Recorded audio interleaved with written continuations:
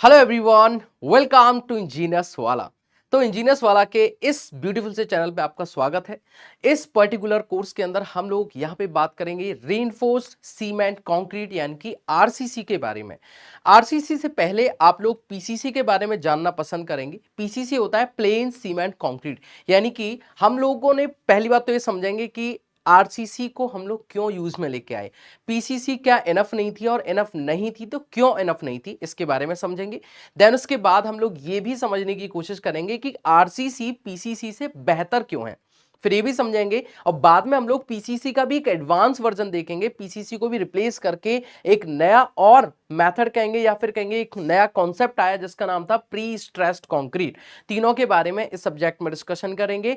और एक चीज को और ध्यान रखिएगा कि ये पूरा सब्जेक्ट आप लोगों के जो आरसीसी के कॉन्सेप्ट है उनको क्रिस्टल क्लियर कर देगा। इस पूरी कंप्लीट कोर्स के अंदर हम लोग बात करेंगे only and only about the LSM यानी कि लिमिट स्टेट मेथड के बारे में, क्योंकि आज वही प्रचलन में है। लेकिन आपने पहले भी, अगर आपके कॉलेज गोइंग है, अगर आपने कॉलेज कर लिया है या इस सब्जेक्ट को पहले पढ़ा है, तो आप लोग ये भी समझने की कोशिश करेंगे कि ये जो लेक्चर है इनसे आप लोगों को बेनिफिट होगा। लेकिन साथ के साथ चाहे वो यूनिवर्सिटी एग्जाम दे रहे हैं आप लोग, चाहे आप लोग अपना स्टेट का कोई ए या जे का ऑब्जेक्टिव वाला क्वेश्चन पेपर दे रहे हैं या फिर आप सब्जेक्टिव वाला क्वेश्चन पेपर दे रहे हैं, आपको हर जगह यहां से कंप्लीट हेल्प मिलेगी। आपको मैं इस चीज की एश्योरिटी देता हूं कि कंप्लीट इन लेक्चर से आप लोगों को नोट्स बनाने में बहुत मदद मिलेगी, बहुत ही सुंदर नोट्स आपके तैयार होंगे और डेफिनेटली आप लोगों को एक अच्छा एक्सपीरियंस फील होगा। तो इस वीडियो को शुरू करते हैं बिना किसी देरी के, बने रहेगा और कंटिन्यूअसली लास्ट तक सारे लेक्चर्स को देखना। आरसीसी का डर आपके माइंड से बिल्कुल खत्म करने की मेरी जिम्मेदारी है। चलिए साथ मिलकर शुरू करते हैं इस सब्जेक्ट के सफर को, और ये बहुत ही खूबसूरत रहने वाला है। बस आप लोग अपनी कंसिस्टेंसी ब्रेक मत करना, और यहां पे मैं आप लोगों को अपना 200% दूंगा इस सब्जेक्ट के अंदर। Let's start this subject with the superb energy. That's it. चलिए, तो सबसे पहले हम लोग यहां पे क्या पढ़ेंगे, फंडामेंटल्स ऑफ द आरसीसी को पढ़ेंगे। ठीक है, कि फंडामेंटल क्या है आरसीसी के, बेसिक फंडामेंटल्स। देन उसके बाद में हम लोग यहां पे एक चीज और समझेंगे जो कि बहुत ज्यादा जरूरी है, वो है आपके पास फिलॉसफी और द ऑफ द आरसीसी। मतलब भाई इसका क्या फिलॉसफी है इसकी, है ना, आरसीसी की फिलॉसफी भी तो होती है, तो उसके बारे में भी हम लोग समझेंगे। देन उसके बाद कुछ आईएएस कोड के बारे में समझेंगे। आईएएस कोड क्या चीज है, हालांकि आप लोग जानते हैं, जो लोग पहले से पढ़ चुके हैं कॉलेज के अंदर या जो अभी पहली बार भी पढ़ रहे हैं, आईएएस कोड क्या होता है, एक भारतीय मानक, इनको हम लोग बोलते हैं इंडियन स्टैंडर्ड कोड। ठीक है, यानी कि भारतीय मानक जो सिद्धांत है उनके ऊपर आधारित एक बुक बनाई जाती है, और उनमें जितने भी इंजीनियर्स हैं उन्होंने रिसर्च करके कुछ डेटाज लिखे होते हैं, और वो डेटाज को स्टैंडर्ड मानते हुए हम लोग किसी भी स्ट्रक्चर की डिजाइनिंग को करते हैं।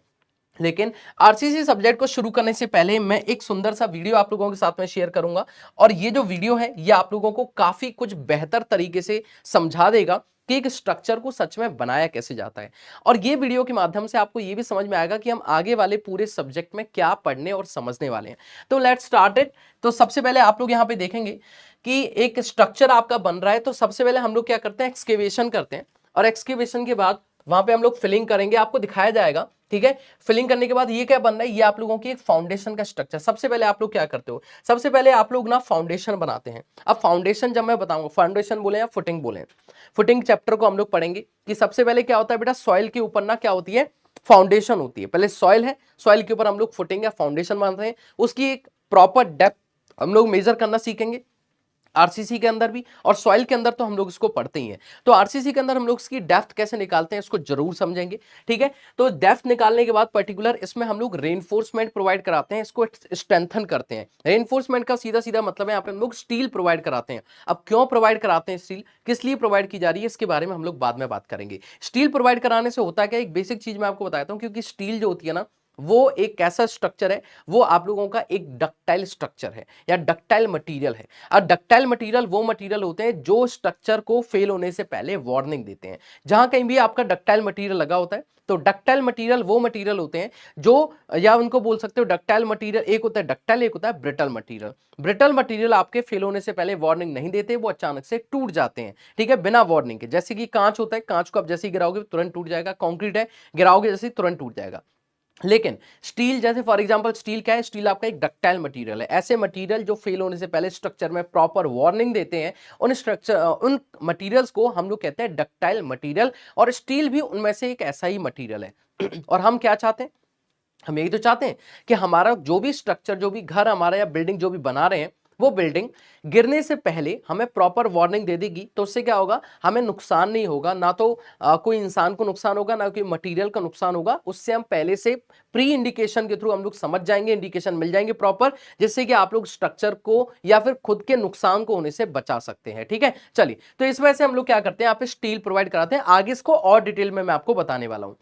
अब देखिए तो सबसे पहले हम लोग क्या करते हैं, फाउंडेशन बनाते हैं इनकी फुटिंग, और इसमें एक्स और वाई दोनों डायरेक्शन में इस तरीके के रेनफोर्समेंट को प्रोवाइड करवाया जाता है। देन उसके बाद इन्हीं के थ्रू हम लोग कनेक्ट करके यहाँ पे कॉलम्स को खड़े करते हैं। अच्छा, ये चीज ध्यान समझा कि किसी भी जगह पर जब हम लोग डिजाइनिंग करते हैं तो उसकी प्रॉपर पहले प्लानिंग की जाती है, प्रॉपर डिटेलिंग देखी जाती है, मैप्स बनाए जाते हैं, ड्राइंग्स क्रिएट की जाती हैं।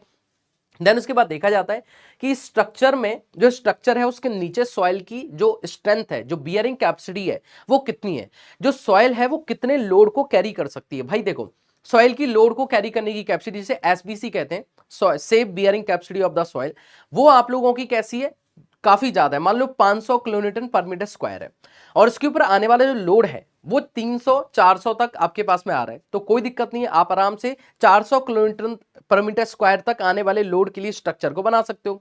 लेकिन वहीं पर वो लोड 500 की इसकी एसबीसी है, सेफ बियरिंग कैपेसिटी, और उससे ज्यादा अगर हो गया, आपके पास में स्ट्रक्चर पे आने वाला जो लोड है वो ज्यादा हो गया, तो आप क्या करोगे, वहां पे उस स्ट्रक्चर में सेटलमेंट हो जाएगा, वो फेलियर को शो करेगा, और ऐसा हम लोग नहीं देखना चाहते। इस वजह से पहले ही टेस्ट कर लिया जाता है, सॉइल सैंपल का टेस्टिंग की जाती है, जो आप सॉइल मैकेनिक्स में पढ़ते हो। देन उसके बाद प्रॉपर डिजाइनिंग की जाती है कि इसमें फाउंडेशन की डेप्थ कितनी प्रोवाइड कराई जाएगी। इवन रेनकाइंस फॉर्मूला आपने पढ़ा होगा ना, Q upon gamma 1 minus sign five upon 1 plus sign five का स्क्वायर, ये आपने डेफिनेटली पढ़ा होगा। तो ये फॉर्मूले से आप लोग डेप्थ ऑफ द फुटिंग निकालते हैं। फिर उसके बाद आरसीसी में अलग से एक डेप्थ ऑफ द फुटिंग या थिकनेस ऑफ द फुटिंग भी निकाली जाती है, ठीक है। और उसके बाद ये फाउंडेशन को तैयार किया जाता है। जब ये फाउंडेशन तैयार कर दी जाती है तो फिर हम लोग एक चैप्टर और पढ़ेंगे जिसमें हम लोग कॉलम डिजाइनिंग के बारे में पढ़ेंगे, यानी कि कंप्रेशन मेंबर्स को पढ़ेंगे। उस कंप्रेशन मेंबर में हम लोग स्पेशली दो तरीके के जो आपके कॉलम्स हैं, पहला आपका रेक्टेंगुलर कॉलम, दूसरा आपका सर्कुलर कॉलम, उसका कंप्लीट आरसीसी डिजाइनिंग हम लोग पढ़ेंगे, तो कि उसमें कितने बार्स प्रोवाइड कराए जा रहे हैं, और जो ये आपके लॉन्गिट्यूडनल बार्स हैं, ये आपके मेन बार्स जो हैं, इनको बांधने के लिए हम लोगों ने जो लेटरल टाइज का इस्तेमाल करते हैं, वो लेटरल, जैसे आपने देखा अभी ये लेटरल टाइज रेड कलर की, जिससे हम लोग इसको हॉरिजॉन्टली बांध रहे हैं, इनको लेटरल टाइज बोलते हैं। उसके बाद इसका फॉर्म वर्किंग डाल के इसमें कॉन्क्रीटिंग कर दी जाती है बेटा। उसके बाद में क्या होगा, सेम टू सेम कॉलम के ऊपर भी फॉर्म वर्क लगा के हम लोग कॉन्क्रीटिंग कर देते हैं। और कॉलम का जो साइज है, देखो कॉलम का जो साइज है, ये सारी चीजें हम लोग डिफाइन करना सीखेंगे। इसका आपके पास डेप्थ, इसकी जो कॉलम की हाइट है वो कहां तक जा सकती है। अब देखो एक चीज समझो, मार्केट में जो लेंथ ऑफ द बार है, लेंथ ऑफ द जो रेनफोर्समेंट बार है या सरिये का जो लेंथ है, वो एक पर्टिकुलर है। जनरली आपका 12 मीटर का आपका सरिया मार्केट में मिलता है।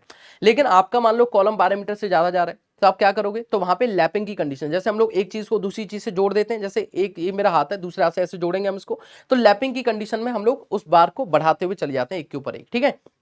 तो जैसे क्या किया, यहां तक कंक्रीटिंग की हमने क्या किया, चारों तरफ फॉर्मवर्क लगाते हैं, फॉर्मवर्क या शटरिंग बोल सकते हो उसको। उसमें फिर क्या करते हैं, हम लोग कंक्रीट को फिल कर देते हैं और कंक्रीट की कास्टिंग कर देते हैं। कंक्रीट की कास्ट करने के बाद जब ये हार्ड हो जाता है तो हम लोग यहां से फॉर्मवर्क को हटा लेते हैं। फिर उसके बाद वापस से ऊपर कंस्ट्रक्शन चलता है। तो पहले फुटिंग बनी, फाउंडेशन जो कि पूरे पूरे स्ट्रक्चर के लोड को कैरी करेगा। देन उसके बाद आपका कॉलम बन गया। कॉलम के बाद में आप लोग क्या करते हो, बीम डालते हो इसमें। तो बीम के लिए भी पहले रेनफोर्समेंट डिसाइड किया जाएगा। सबसे पहले चैप्टर हम लोग बीम को ही पढ़ेंगे यहाँ पे, ठीक है। तो बीम डाली गई, और बीम के अंदर भी क्या होता है, पहले बीम के दो तरीके के रेनफोर्समेंट होते हैं। एक होता है आपका हॉरिजॉन्ट लॉन्गिट्यूडनल रेनफोर्समेंट, जो कि आपको रेड कलर का दिखाई दे रहा है, और इस पे जो ग्रे कलर से हम लोग इसको वर्टिकली बांध रहे हैं, आप देख रहे होंगे ये वाला जो पार्ट है, ये जो हम लोग वर्टिकली बांध रहे हैं इसको, इनको हम लोग बोलते हैं स्टीरअप्स, या इसको ट्रांसवर्स रेनफोर्समेंट बोलते हैं, जिसकी पूरी डिटेलिंग और डिजाइनिंग हम लोग इस क्लास के अंदर पढ़ेंगे, ठीक है। उसके बाद जब इसकी भी जब हम लोग कंप्लीटली क्या कर लेते हैं, यहाँ पे भी कंडीशन में देखें आप लोग, पहले अपने फुटिंग बनाई, फिर कॉलम बनाया, उसकी हमने रेनफोर्समेंट बार बनाई, फिर अपने कंक्रीटिंग करी, फिर उसके बाद उसके पहला फ्लोर बनाने के लिए, ग्राउंड फ्लोर तो ये रहा, पहला फ्लोर बनाने के लिए हम लोग क्या करेंगे, यहाँ पे रेनफोर्समेंट बार्स को डाल देंगे। रेनफोर्समेंट बार डिजाइन करना सिखाएंगे आप लोगों को बीम के अंदर। और ये ध्यान से देखेंगे आप लोग, तो कॉलम के साथ बंधा हुआ है। जब मैंने आपको फुटिंग दिखाया था तो फुटिंग की भी देखें ध्यान से इस जगह पे, जब फुटिंग के आप लोगों का जो रेनफोर्समेंट थी, तो फुटिंग की रेनफोर्समेंट के साथ में भी कॉलम की रेनफोर्समेंट क्या होती है, आगे जाके इसके साथ में बंधी हुई होती है, ताकि लोड को इजीली ट्रांसफर किया जा सके, ठीक है। देन उसके बाद क्या होता है, आगे जब ये बीम आपकी बन जाती है, जो कॉलम बन गए, कॉलम के बाद में क्या होगा, आपकी बीम्स बनेंगी। अब जब बीम्स आपकी बनती है तो इसको भी लॉन्गिट्यूडनल और ट्रांसवर्स रेनफोर्समेंट डाला जाता है। इवन आपको ये भी बताया जाएगा कि यहाँ पे देख रहे होंगे आप बार्स थोड़े से मुड़े हुए हैं, इनको हम लोग क्या बोलते हैं, तो ये आपको मैं आगे बताऊंगा कि कर्टेलमेंट कैसे किया जाता है। कर्टेलमेंट का मतलब क्या होता है, सरिये को हम लोग जहां पर काम आ रहा है वहां तक तो हम लोग लेके जाते हैं, बाकी जहां पे काम नहीं आ रहा तो एक्स्ट्रा बिल्डिंग का सेल वेट क्यों बढ़ाएंगे, डेड लोड क्यों बढ़ाएंगे, तो उसको वहां से काट दिया जाता है। तो इसलिए यहाँ पे आपको जो कुछ बार्स हैं वो मुड़ी हुई दिखाई दे रही होंगी। ठीक है, तो इसके बारे में हम लोग डिस्कशन करेंगे, क्या क्राइटेरिया आईएस कोड क्या कहता है इनके बारे में, कौन सी स्टैंडर्ड वैल्यू को हमें लेकर के चलना पड़ता है। जब ये हो जाता है तो इसकी भी कास्टिंग होगी कंक्रीट की, क्योंकि देखो चारों तरफ बीम्स डाली जाती हैं, इनको आपस में कनेक्ट करते हुए एक ढांचा तैयार किया जा रहा है। उसके बाद क्या होगा, यहाँ पे स्टीरअप डालने के बाद कंप्लीट स्टीरअप डाल दी गए, देन उसके बाद फॉर्मवर्क लगा के शटरिंग लगा के इसमें भी हम लोग क्या करते हैं, रेनफोर्समेंट बनाने के बाद में इसमें कंक्रीट की कास्टिंग की जाती है। लेकिन आप ध्यान से देखेंगे तो यहाँ पे जैसे इस फ्लोर से दूसरे फ्लोर पर जाने के लिए स्टेयर केस के बारे में बात चल रही है, तो हम लोग स्टेयर केस के बारे में ना बीएमसी के अंदर ऑलरेडी डिस्कस कर चुके हैं कि बीएमसी के अंदर सॉफिट क्या होता है आपके पास, या फिर वेस्ट क्या होती है। इसके अलावा मैंने आपको बताया था कि जो राइजर होता है वो क्या होता है, ट्रेड क्या होता है आपके पास में, फॉर्म हेडरूम क्या होता है आपके पास, लैंडिंग क्या होती है, लोडिंग क्या होती है, इसके अलावा इसके नोजिंग पॉइंट क्या होते हैं, गोइंग क्या होती है, राइज क्या होता है, सारी चीजें मैंने आपको बता दी थी और उसके स्टैंडर्ड डेटा भी आपको बताए थे। तो यहाँ पे हम लोग क्या करते हैं, रेनफोर्समेंट डाल रहे हैं किसके लिए, स्टेयर केस के लिए, और स्टेयर केस के लिए रेनफोर्समेंट डालने के बाद आप देख सकते हैं स्टेयर के लिए रेनफोर्समेंट डाल दिया। देन उसके बाद यहाँ पे क्या कर दिया गया है, इस जगह पर आप लोगों का स्ट्रक्चर में वापस से कास्टिंग कर दी गई कंक्रीट की, किसके लिए, बीम्स के लिए। अब बीम्स के लिए कास्टिंग करने के बाद इन कॉलम्स को और थोड़ा एक्सटेंड कर दिया गया, ठीक है, सेकंड फ्लोर बनाने के लिए। देन उसके बाद वापस से इसमें वही सेम काम, लॉन्गिट्यूडनल और लेटरल टाइज यानी कि दो तरीके का रेनफोर्समेंट डाला गया। रेनफोर्समेंट डालने के बाद हमने क्या किया, वापस से इसी के अंदर बीम्स वापस से डाली, देख सकते हैं आप लोग बीम्स डाली गई हैं पहले। लेकिन हम लोग क्या कर रहे हैं यहाँ पे एक बीम बना रहे हैं जिसको हम लोग सॉफ्ट बीम भी बोलते हैं, जिसके ऊपर ये आपका रेस्ट कर रहा होगा, सपोर्ट दे रहा होगा किसको, स्टेयर केस को। ठीक है, तो स्टेयर केस को इस तरीके से सपोर्ट दे रहा है और इसमें हम लोग कंप्लीटली रेनफोर्समेंट डाल के उसको स्ट्रेंथन करके, और देन उसके बाद हम इसमें देख सकते हैं आप लोग एक्स और वाई दोनों डायरेक्शन में डाला जा रहा है रेनफोर्समेंट को। ये क्या बनाया जा रहा है, इसकी लैंडिंग बनाई जा रही है, ये इसकी लैंडिंग है, जो इसका हॉरिजॉन्टल पार्ट है इसकी लैंडिंग है, किसकी, स्टेयर केस की। देन इसमें रेनफोर्समेंट डालने के बाद वापस से हम लोग क्या करते हैं, यहाँ पे बीम सेकंड फ्लोर आ गया आपका, फिर वापस से यहाँ पे बीम डाली जा रही है, और बीम डालने के बाद वही सेम काम होगा, इसमें लॉन्गिट्यूडनल और रेनफोर्समेंट दो तरीके की बीम्स डाली, लॉन्गिट्यूडनल और ट्रांसवर्स दो तरीके का रेनफोर्समेंट डाला जाएगा। देन उसके बाद वापस से इसकी कास्टिंग कर दी जाएगी, क्या कर दिया जाएगा, वापस से बेटा इसकी कास्टिंग कर दी जाएगी कंक्रीट की इसके अंदर। ठीक है, तो यहाँ पे कंक्रीट की कास्टिंग देखेंगे अभी हम लोग कैसे करेंगे। यहाँ पे हर एक चीज को बहुत ही वेल एक्सप्लेन बताया गया है ताकि आप लोग समझ पाए, सीखो कि ये कैसे बन रही है। आप यहाँ पे देखो, यहाँ पे भी अगर हमें स्टेयर केस चाहिए किसी और दूसरे फ्लोर के लिए तो स्टेयर केस भी सेम उसी पैटर्न में बनेगी जैसे हम लोगों ने पहले इसको बनाया था। ठीक है, अब देखें यहां से क्या होगा, इसकी कास्टिंग वापस से होना चालू हो जाएगी। अब देखें यहां से एक स्टेयर केस बनी, फिर और ऊपर जाने के लिए यहाँ पे दोबारा स्टेयर केस के लिए रेनफोर्समेंट डाल दिया गया। फिर पुराने वाली जो आपके पास में स्टेयर केस थी उसको कास्टिंग कर दी गई कंक्रीट की, और यहाँ पे बीम की कास्टिंग तो चली रही है, बीम के अंदर जो कास्टिंग चल रही है कंक्रीट की बीम और कॉलम के अंदर वो लगातार साथ साथ होती जा रही है। और यहाँ पे देख सकते हैं आप लोग कंप्लीट जो रेनफोर्समेंट डाला जाता है पहले, देन उसको डिजाइन किया जाता है प्रॉपर कि क्या क्राइटेरिया फॉलो करने पड़ेंगे, क्या कितना आपको रेनफोर्समेंट डालना पड़ेगा, और फिर उसके बाद जब रेनफोर्समेंट डाल दिया जाता है देन उसके बाद वहां पे शटरिंग लगा के उसकी कास्टिंग कर दी जाती है। अच्छा, एक चीज और समझेंगे कि ऐसे स्ट्रक्चर को जो अभी मैं आपको दिखा रहा हूं, ऐसे स्ट्रक्चर को बोलते हैं framed structure.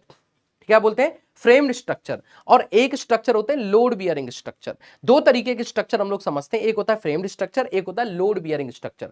Load bearing structure ऐसे स्ट्रक्चर होते हैं जिनमें कॉलम्स के साथ साथ वॉल्स को भी एक साथ इरेक्ट करते जाते हैं, मतलब कि कॉलम्स के जैसे जैसे कॉलम फुटिंग बनाते जा रहे हैं, बीम बनाते जा रहे हैं, साथ के साथ हम लोग वॉल्स को भी बनाते जा रहे हैं, पार्टीशन वॉल भी साथ में आ रही है, मतलब और पार्टीशन वॉल भी आ रही है, लोड बियरिंग वॉल्स भी आ रही है।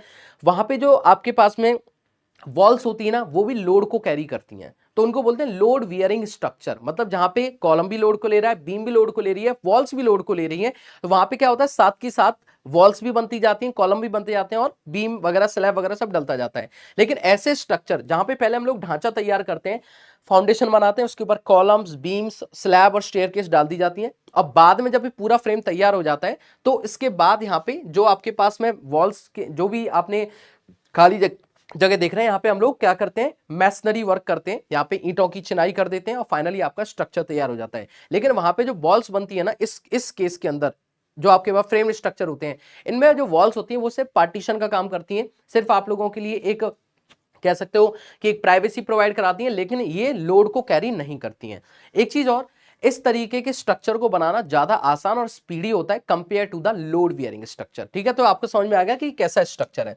चलिए आगे बढ़ते हैं। तो नेक्स्ट हमने क्या किया, सेम वही काम कि स्टेयरकेस बनाया, बीम्स बनाई, कॉलम डाले, और देन उसके बाद हम लोग क्या करेंगे, यहाँ पे इसको सेम वही इसकी लैंडिंग बना रहे हैं। यहाँ पे आप देख सकते हैं इसकी लैंडिंग बन रही है, और उसके बाद इसकी कंक्रीट की वापस से कास्टिंग कर दी जाएगी। ठीक है, और उसके बाद अब वहां पे मेन चीज रहेगी, वो क्या है, स्लैब। तो स्लैब के लिए मैं आपको बताऊंगा भी आगे। स्लैब में क्या होता है बेटा, स्लैब के अंदर भी दो तरीके के रेनफोर्समेंट डाले जाते हैं। यहाँ पे आप देख सकते हैं एक्स और वाई दोनों साइड में रेनफोर्समेंट डाले जा रहे हैं। यहाँ पे क्रैंक बार भी होते हैं। यहाँ पे आप ध्यान से देख पा रहे होंगे ना, तो इन बार्स को कुछ इस तरीके से बैंड किया जा रहा है। अगर आप ध्यान से देखेंगे ना, तो इन बार्स को कुछ इस तरीके से बैंड किया जा रहा है ना, ऐसे आप ध्यान से अगर यहाँ पे देख पा रहे हैं तो देखें एक बार, इसके हम लोग बात करते हैं। क्या मैं कहना चाह रहा हूं आपसे, जब हमने रेनफोर्समेंट को डाला है इस जगह पे स्लैब के लिए, देखिएगा तो स्लैब के लिए यहाँ पे देखें इस तरीके से बैंड भी हो रहा है। ये एक करके, एक छोड़ के एक बार, एक छोड़ के एक बार, इस तरीके से बैंड होता है। इनको हम लोग क्रैंक बार बोलते हैं। इनका भी कॉन्सेप्ट कैसे, क्यों डाला जाता है, किस लिए इनको प्रोवाइड किया जा रहा है, इसके बारे में भी हम लोग बात करेंगे। अच्छा, जब ये बना दी जाती है, जैसे आपने देखा भी रिसेंटली, जैसे ही हमने रेनफोर्समेंट डाल दिया किसके लिए, स्लैब के लिए, तो रेनफोर्समेंट डालने के बाद हम लोग क्या करते हैं, यहाँ पे सेम अगेन कंक्रीट की कास्टिंग करते हैं। नीचे से हम लोग क्या करते हैं, इसमें नीचे से साइड से फॉर्मवर्क लगा देते हैं, और इसमें फिर इसमें कंक्रीट की कास्टिंग की जाती है। मेन चीज ध्यान रखिएगा, किसी भी स्ट्रक्चर में सबसे ज्यादा ध्यान से काम करने वाली जो जगह है वो है स्लैब। स्लैब को कास्ट करना सबसे ज्यादा टफ होता है, क्योंकि आपने देखा होगा छत में से पानी लीक करता है बाद में, या फिर छत ढंग से बन नहीं पाती, या फिर स्लोप ढंग से नहीं आता, तो उस केस में क्या होता है, पानी भर जाता है स्ट्रक्चर में और पूरा स्ट्रक्चर खराब हो जाता है सीपेज के कारण से।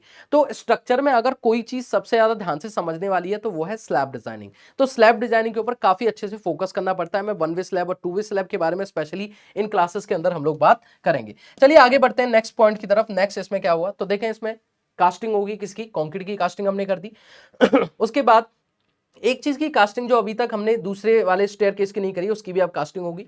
तो ये कास्टिंग देख सकते हैं आप लोग, एक यहाँ पे स्टेयरकेस की वापस से कास्टिंग कर दी गई, और ये आपके अब छत पे आ चुके हैं आप लोग। क्या पे आ चुके हैं, छत पे। तो मतलब स्ट्रक्चर आपका पूरा का पूरा यहाँ पे बना दिया गया है। स्ट्रक्चर आप देख सकते हैं, पूरा स्ट्रक्चर बना दिया गया। अब इस स्ट्रक्चर में क्या कर रहे हैं, यहाँ पे फ्लोरिंग करी जा रही है छत पे, ताकि यहाँ पे पानी वगैरह ना भर जाए। ठीक है, कोशिश यही की जाती है छत पे पानी ना भर जाए, इसलिए इसकी यहाँ पे हम लोग क्या करते हैं, कंक्रीट की कास्टिंग करते हैं। यहाँ पे आप जानते हैं कि बारिश वगैरह से बचने के लिए, क्योंकि स्टेयरकेस को ऊपर इसके कुछ ना कुछ स्लैब होनी चाहिए, जो कि क्या करेगी, बारिश में कैसे चढ़ के आओगे यहाँ से, तो आपने देखा होगा यहाँ पे भी एक स्ट्रक्चर बनाया जाता है, या फिर इसको बंद करके हम लोग स्ट्रक्चर बनाते हैं। ठीक है, तो ये सेम वैसे ही बनेगा जैसे कॉलम और स्लैब के बारे में हमने डिस्कशन किया था। तो सेम उसी प्रोसेस में आपके पास यहाँ पे एक पहले पिलर्स खड़े करेंगे, इनकी कॉलम्स, और कॉलम्स के बाद में आपके यहाँ पे ये यहाँ पे रेनफोर्समेंट के फॉर्म में सेम स्लैब यहाँ पे डाली जाएगी प्रॉपर तरीके से। ठीक है, तो ये प्रॉपर एक यार स्ट्रक्चर कैसे बनता है, एक फ्रेम्ड स्ट्रक्चर, उसके बारे में मैंने कंप्लीट आपके लिए डिस्कशन किया है। ठीक है, तो ये आप लोगों को समझ में आ गया होगा कि भाई कैसे काम आपका चल रहा है और किस तरीके से हमें इसको समझना पड़ेगा। उम्मीद कर रहा हूं कि आप लोग इसको बेहतरीन तरीके से समझ पा रहे होंगे, कैसे इसकी कास्टिंग होती है। कंप्लीट कास्टिंग आप लोगों को यहाँ पे समझ में आ गई होगी। ठीक है, देखेंगे आप लोग सेम वही कास्टिंग की जाएगी स्लैब की, और यहाँ पे भी हम लोगों ने क्रैंक बार्स डाले जो थोड़ा सा बैंड कर देते हैं बार्स को, और इस तरीके से आपका पूरा का पूरा स्ट्रक्चर बनके तैयार हो जाता है। तो आई होप आप लोगों को सब कुछ बहुत ही बेहतर वे में समझ में आया होगा। पूरा स्ट्रक्चर आप लोग देख सकते हैं, पूरा स्ट्रक्चर आपका बनके यहाँ पे तैयार हो चुका है। ठीक है, तो पूरा स्ट्रक्चर कुछ इस तरीके से आपका बनता है, आप देख सकते हैं। यहाँ पे आपका फुटिंग भी है, यहाँ पे आपकी स्लैब भी है, स्लैब के अलावा आप लोगों के पास में जो कॉलम है वो भी है और बीम्स भी है। तो हर एक चीज यहाँ पे बहुत ही बेहतर वे में समझाई गई है। आप लोग देख सकते हैं, सबसे पहले फुटिंग बनाएगी, फिर कॉलम, कॉलम्स के बाद बीम की कास्टिंग की गई, बीम के बाद वापस से कॉलम को बढ़ाते गए, स्ट्रक्चर पूरा कॉलम के ऊपर टिका हुआ है और कॉलम आपके फुटिंग के ऊपर टिके हुए हैं। देन उसके बाद स्टेयरकेस हमने बनाई, स्टेयरकेस बनाने के बाद में मैंने आपको बताया कि स्लैब डाली गई, स्लैब की कास्टिंग की गई। ठीक है, तो ये आपका प्रॉपर एक वे होता है भाई इस स्ट्रक्चर को बनाने का। और पूरे इस वीडियो के अंदर जो आपने समझा, इसी पूरी टेक्निक के आधार पर हम लोग पूरे इस सब्जेक्ट के अंदर यही चीजों को डिजाइन करना सीखेंगे। ठीक है, तो उम्मीद कर रहा हूं कि आप लोगों को ये डिजाइनिंग या स्ट्रक्चर के बारे में जो मैंने आपको समझाया वो आपको बेहतर तरीके से समझ में आया होगा। अभी शुरू करते हैं हम लोग अपना स्ट्रक्चर में सबसे खूबसूरत से इन नोट्स के सारे से आप लोगों को कुछ बेहतर समझाने की कोशिश करेंगे। ध्यान से देखिएगा क्या क्या हमें समझना है इसमें। ठीक है, तो हमने बात करी थी कि क्या क्या हम लोग यहाँ पे समझने और पढ़ने वाले हैं। अब ध्यान से देखिएगा कि कैसे कैसे चीजें चल रही हैं। बहुत ही सिस्टमेटिक वे में मैं आप लोगों को पढ़ाऊंगा कि किस तरीके से यहाँ पे काम किया जाता है। ठीक है। सबसे पहले तो आप लोग ये समझ सकते हैं यहाँ पे कि जो मैंने समझाया आपको अभी, अब आपने अगर ध्यान से पढ़ा इस सब्जेक्ट को, तो ये चीज का दिमाग में रखें कि आरसीसी से कभी जीवन में आपको डर लगने वाला नहीं है। और उससे पहले अगर आप लोग अभी मेरे साथ फर्स्ट टाइम कनेक्ट करें, आप लोग मुझे पहली बार जान रहे हैं, तो आप मुझे मेरे official Telegram channel Devesh sir PW पे फॉलो कर सकते हैं, ज्वाइन कर सकते हैं, जहां पे मैं आपके डाउट्स की क्वेरी भी सॉल्व करता हूं, आप लोगों के साथ बेहतरीन तरीके से जुड़ा रहता हूं और आप लोगों के साथ ढेर सारी बातें करता हूं रिलेटेड टू योर स्टडी, आप लोगों को मोटिवेट करता हूं, आप लोगों को प्रॉपर गाइडेंस प्रोवाइड कराता हूं। ठीक है, यहाँ पे लगभग 10,000 से भी ज्यादा बच्चे कनेक्टेड है, आप मेरे साथ कनेक्ट हो सकते हैं और हम एक अच्छी जर्नी तय करेंगे डेफिनेटली इस कोर्स के सारे से। चलिए शुरू करते हैं बिना किसी देरी के।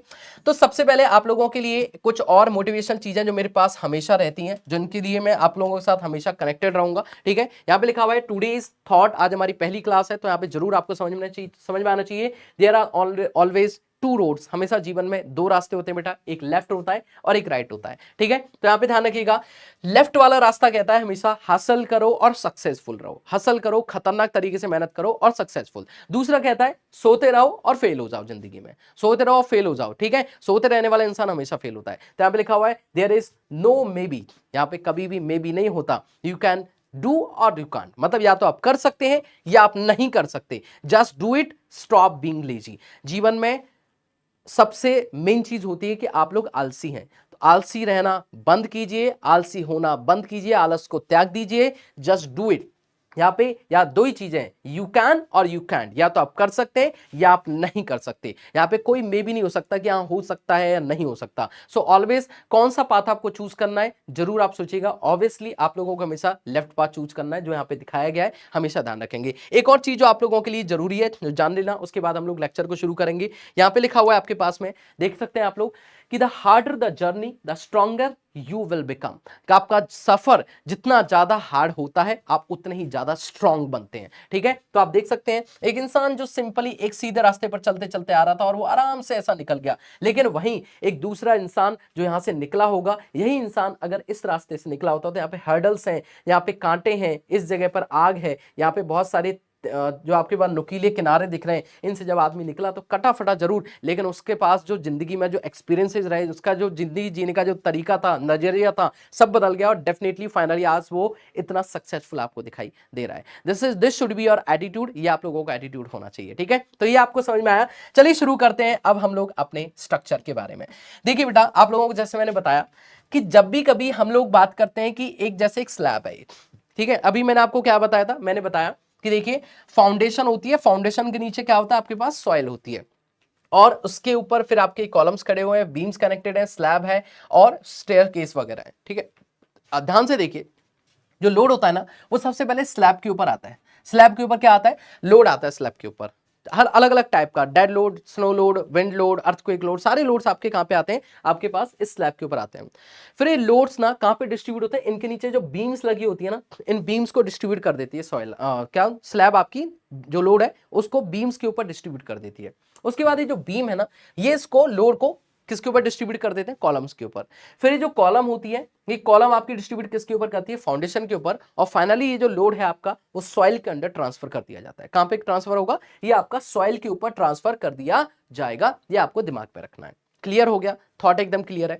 अब ये चीज समझ में आ गई कि सर हम लोग, जैसा अभी मैंने रिसेंटली आपको एक वीडियो, एक एनिमेटेड वीडियो के थ्रू आपको समझाया था, दिखाया था कि कैसे यहाँ पे चीजें चल रही होती हैं, और फाइनली जब आप स्ट्रक्चर बना के तैयार करोगे तो कैसे उसमें लोड का ट्रांसफरेशन किया जा रहा होगा। अब यहाँ पे लिखा हुआ है इंट्रोडक्शन के बारे में बात करूंगा, तो पहले हम लोग प्लेन और रेनफोर्स कंक्रीट के बारे में बेसिक चीजें समझेंगे कि प्लेन कंक्रीट क्या होती है और रेनफोर्स कंक्रीट क्या होती है। फिर स्ट्रक्चर डिजाइनिंग के क्या उद्देश्य होते हैं, हम लोग कैसा स्ट्रक्चर डिजाइन, एक्चुअली जो हम लोग स्ट्रक्चर बनाना चाहते हैं उसको बनाने का हमारा उद्देश्य क्या है, हम एक किस टाइप का एक स्ट्रक्चर डिजायरेबल करते हैं या फिर किस तरीके के स्ट्रक्चर को बनाने की इच्छा है हमारी, उसके बारे में बात करेंगे। देन यूजफुल कोड्स के बारे में बात करेंगे, मतलब कौन से ऐसे कोड्स हैं जो कि बहुत ज्यादा यूजफुल हैं, ठीक है, जो आप लोगों के काम आएंगे। देन उसके बाद properties of concrete and properties of steel, steel की प्रॉपर्टीज और कंक्रीट की प्रॉपर्टीज दोनों के बारे में डिस्कशन करेंगे, क्योंकि यही पूरा आरसीसी के मेन दो क्या है, मटेरियल्स हैं। ठीक है, चलिए अब आगे बढ़ते हैं।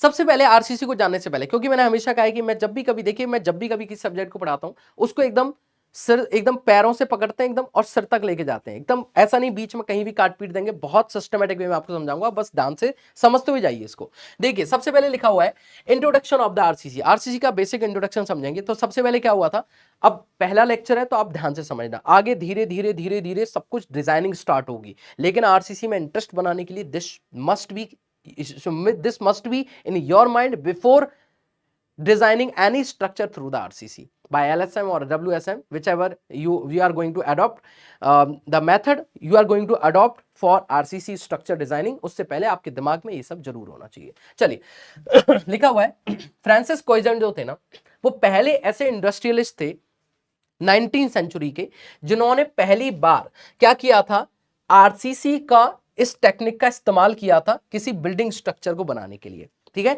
Francis Coignet was a French industrialist of the 19th century. जो आपके फ्रांसिस कोइजेंट थे, ये पहले इंडस्ट्रियलिस्ट थे 19वीं सदी के, 19वीं सेंचुरी के। और यहां पे लिखा हुआ है कोइजेंट पहले ऐसे इंसान थे जिन्होंने आयरन रेनफोर्स्ड कंक्रीट यानी कि आरसीसी का पहली बार इस टेक्निक का इस्तेमाल किया एक बिल्डिंग स्ट्रक्चर को कंस्ट्रक्ट करने के लिए, बनाने के लिए। और ये है भाई साहब आपके फ्रांसिस कोइजेंट। कौन है? फ्रैंकोइस कोइजेंट। ये है आपके, आपको सब दिखा दिए कि भाई पहली बार आरसीसी की खोज इन्होंने करी, पहली बार आरसीसी से स्ट्रक्चर इन्होंने बनाया था। ठीक है, अब आप सोचोगे अरे सर क्या ये तो हिस्ट्री बता रहे हो। बाबू ये क्वेश्चन भी एग्जाम के अंदर आ चुका है, यकीन नहीं होता? चलो आइए दिखाते हैं आपको। चले देखें, पहला क्वेश्चन ही पढ़ सकते हैं आप लोग। RCC was developed and first used by, ये क्वेश्चन एग्जाम में आ चुका है, मैं नहीं कह रहा हूं इस बात को। इस बात को कौन कहता है भाई? इस बात को डिपार्टमेंटल जो एग्जाम्स होते हैं उनमें डेफिनेटली आपको एक क्वेश्चन देखने को मिला है, लेकिन मैं आप लोगों को पूरा एकदम दिमाग खोल के रख दूंगा आरसीसी का। देखिए बेटा एक बार लिखा हुआ है RCC was developed and first used by, RCC को पहली बार डेवलप और यूज किसने किया? तो आंसर आपको पता चल गया, फ्रैंकोइस कोइजेंट ने किया। लेकिन फिर जोसेफ मॉइनर ने क्या किया, जॉन स्मिटर्न ने क्या किया, और जोसेफ एस्पिरिन ने क्या किया, इन तीनों के बारे में पता होना चाहिए। हालांकि इनसे आप बहुत भली भांति परिचित होंगे, आपने अगर बीएमसी पढ़ लिया तो। कि सीमेंट की जो खोज करी थी वो किसने करी थी? जोसेफ एस्पिरिन ने करी थी 1824 के अंदर। ठीक है, अब इसको पढ़ते हैं। सबसे पहले लिखा हुआ है जोसेफ मोनियर क्या करते हैं। तो जोसेफ मोनियर जो थे ना, इन्होंने फेरो सीमेंट की खोज करी थी। किसकी करी थी बेटा? जोसेफ मोनियर जो थे, इन्होंने फेरो सीमेंट की खोज करी थी। अब फेरो सीमेंट क्या होता है?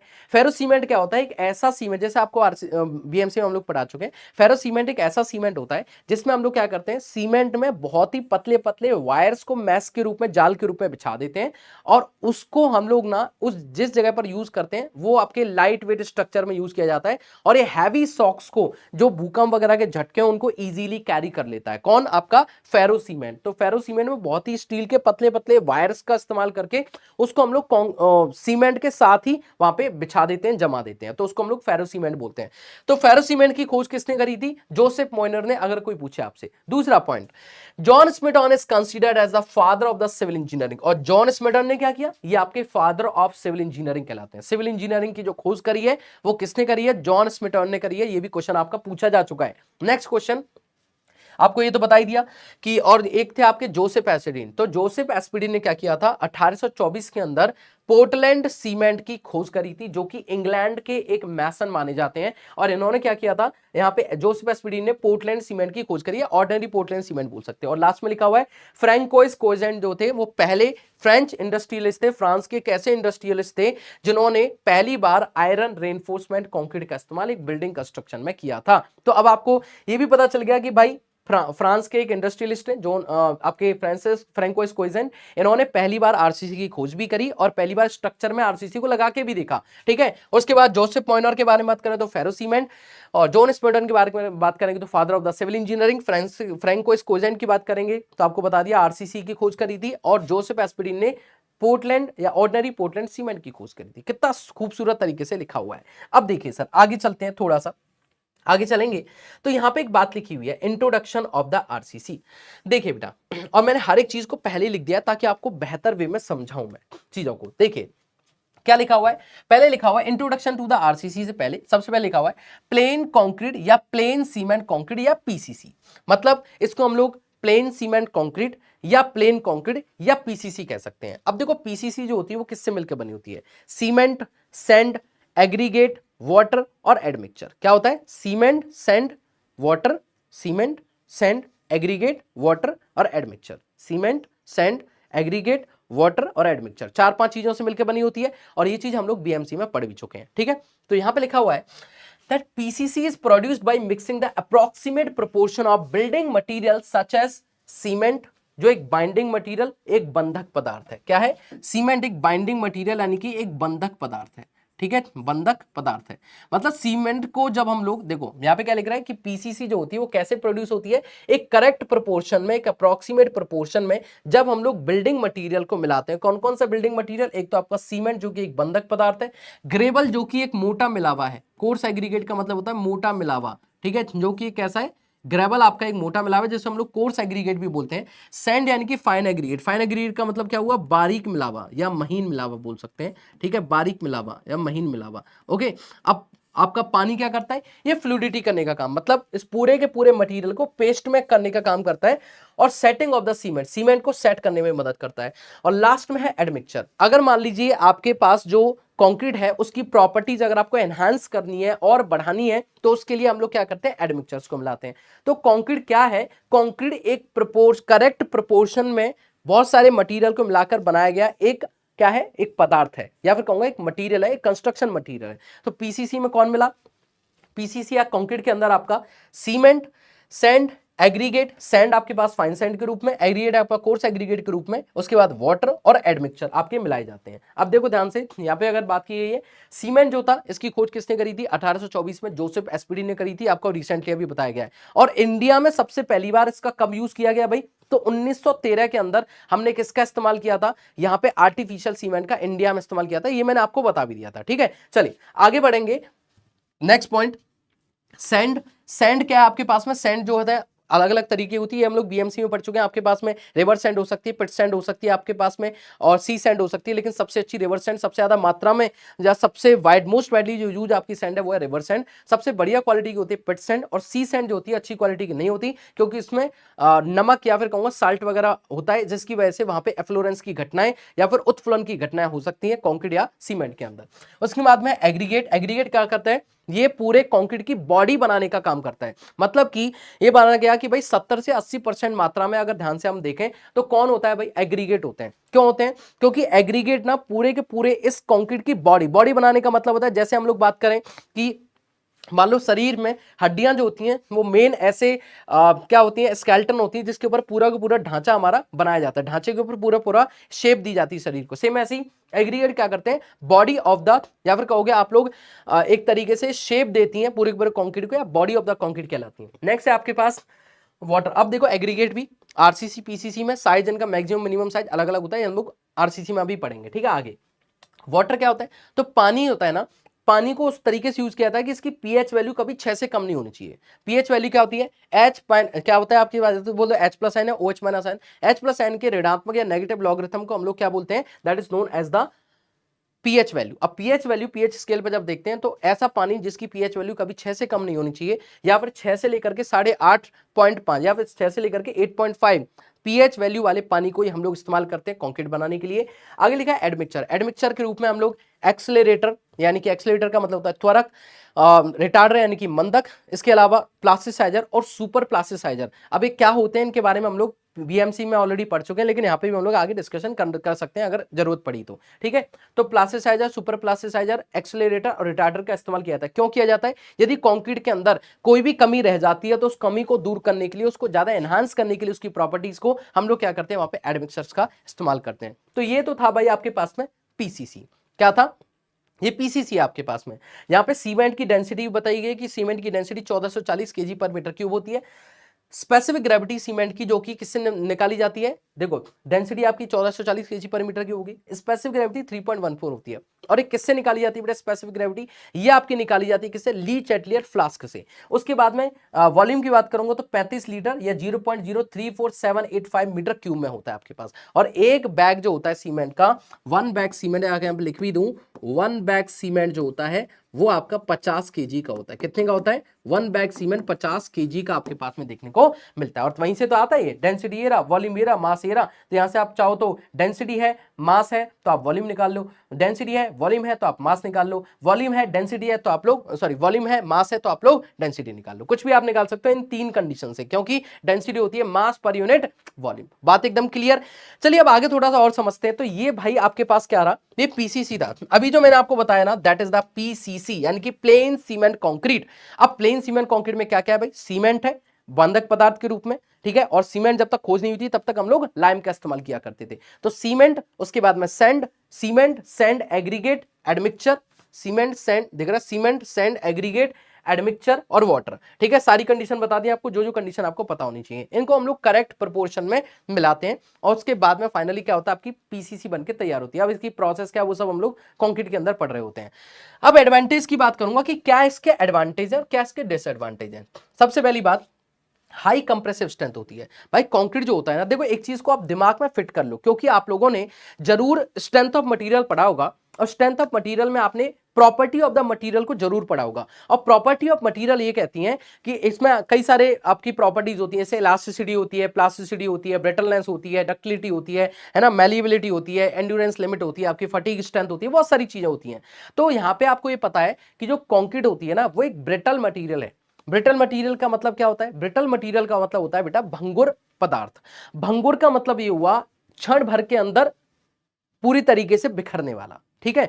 तो जैसे फॉर एग्जांपल कांच है, अब कांच को मैं हाथ से छोड़ूंगा तो कोई वार्निंग देगा मुझे, नहीं, वो गिरते ही टूट जाएगा, गिरते ही क्या होगा, टूट जाएगा। तो that is brittle material. Same ऐसे ही कंक्रीट है। आप कंक्रीट में देखें, जैसे कोई दीवार बनी हुई है कंक्रीट की या कोई पिलर बना हुआ है, अब पिलर बनाया तो उसमें आप हथौड़ा मारे, हथौड़ा मारते ही क्या होगा, कंक्रीट आपकी बिखर जाएगी। या फिर अपने हाथ में आप कोई मोटार ले लो या फिर कंक्रीट का कोई हिस्सा, किसी कॉलम, एक कॉलम के ऊपर कंक्रीट लगी हुई है, उसमें से तोड़ के कंक्रीट का हिस्सा निकाल लो, अब उसको हाथ में पकड़ के गिरा दो, गिरा दोगे जैसे गिराओगे बिखर जाएगा। तो इसका मतलब कंक्रीट एक ब्रिटल मटेरियल को शो करती है। और जो ब्रिटल मटेरियल होती है ना बेटा, वो आप ध्यान रखना, दिमाग के अंदर फिट कर लो इस बात को कि जो ब्रिटल मटेरियल होती है वो स्ट्रांग होती है कंप्रेशन के अंदर।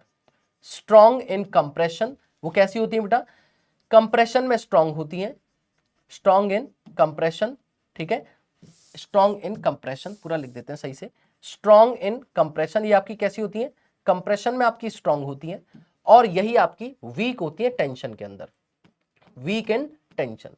तो ये बात क्लियर होगी कि सर यहाँ पे ये आपका एक ब्रिटल मटेरियल है, और ब्रिटल मटेरियल में क्या होता है, भंगुर, मतलब जो ऐसी मटेरियल जो फेल होने से पहले वार्निंग नहीं देती और जो तुरंत बिखर जाती हैं, उन्हें हम लोग कहते हैं ब्रिटल मटेरियल, ठीक है। और ब्रिटल मटेरियल जो होते हैं वो कंप्रेशन में स्ट्रांग होते हैं और वीक होते हैं टेंशन के अंदर। तो यहाँ पे इसी बात को लिख दिया गया कि जो पीसीसी है आपके पास, अभी आरसीसी की बात नहीं करी, पीसीसी जो है इसकी हाई कंप्रेसिव स्ट्रेंथ होती है।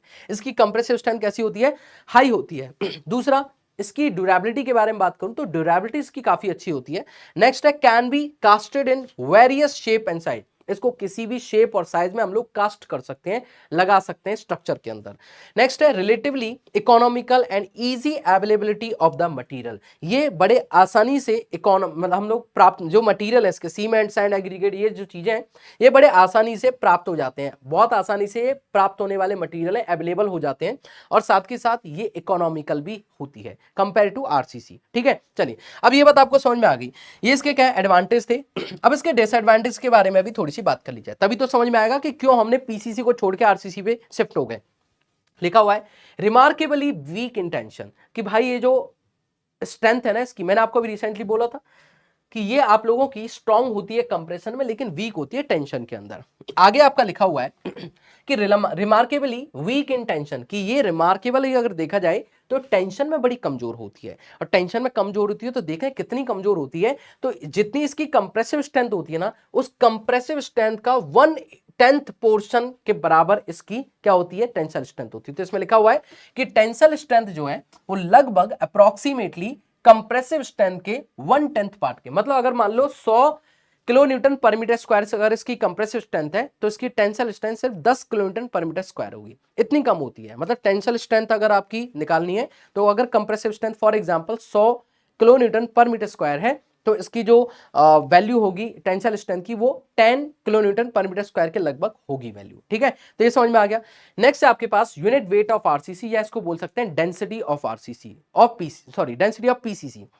तो अगर पीसीसी की डेंसिटी के बारे में बात करेंगे तो इसको किलोन्यूटन पर मीटर क्यूब में देखूं तो 24 किलोन्यूटन पर मीटर क्यूब, और अगर केजी पर मीटर क्यूब में देखूं तो 2400 केजी पर मीटर क्यूब आपकी वैल्यू होती है। बात क्लियर। आगे लिखा हुआ है कि पीसीसी के अंदर maximum size of coarse aggregate is limited to 20 mm। जो पीसीसी होती है इसके अंदर जो मैक्सिमम साइज होता है एग्रीगेट का वो 20 mm हम लोग यूज कर सकते हैं in the PCC, plane cement concrete के अंदर। तो अब देखो बात क्या आई, मतलब यहां पे हम लोग क्यों इस्तेमाल कर रहे हैं पीसीसी की जगह पर आरसीसी को। पहली मेन चीज की स्ट्रक्चर है, जैसे मान लो फॉर एग्जांपल आपका एक स्ट्रक्चर है। अब ये जो स्ट्रक्चर है इस स्ट्रक्चर को अगर मैं लोडिंग अप्लाई कर दूंगा, आपने सोम के अंदर पढ़ लिया होंगी चीजें, लोड अप्लाई किया, एक सिंपली सपोर्टेड बीम है मान लिया, इसके ऊपर मैंने लोड अप्लाई किया। अब लोड अप्लाई करने पर ये स्ट्रक्चर में क्या होगा, बेंडिंग होगी। बेंडिंग होगी तो ये स्ट्रक्चर कुछ इस तरीके से आपका क्या हो जाएगा, बेंड हो जाएगा। हो गया, यही बीम आपकी इस तरीके से बेंड हो जाएगी।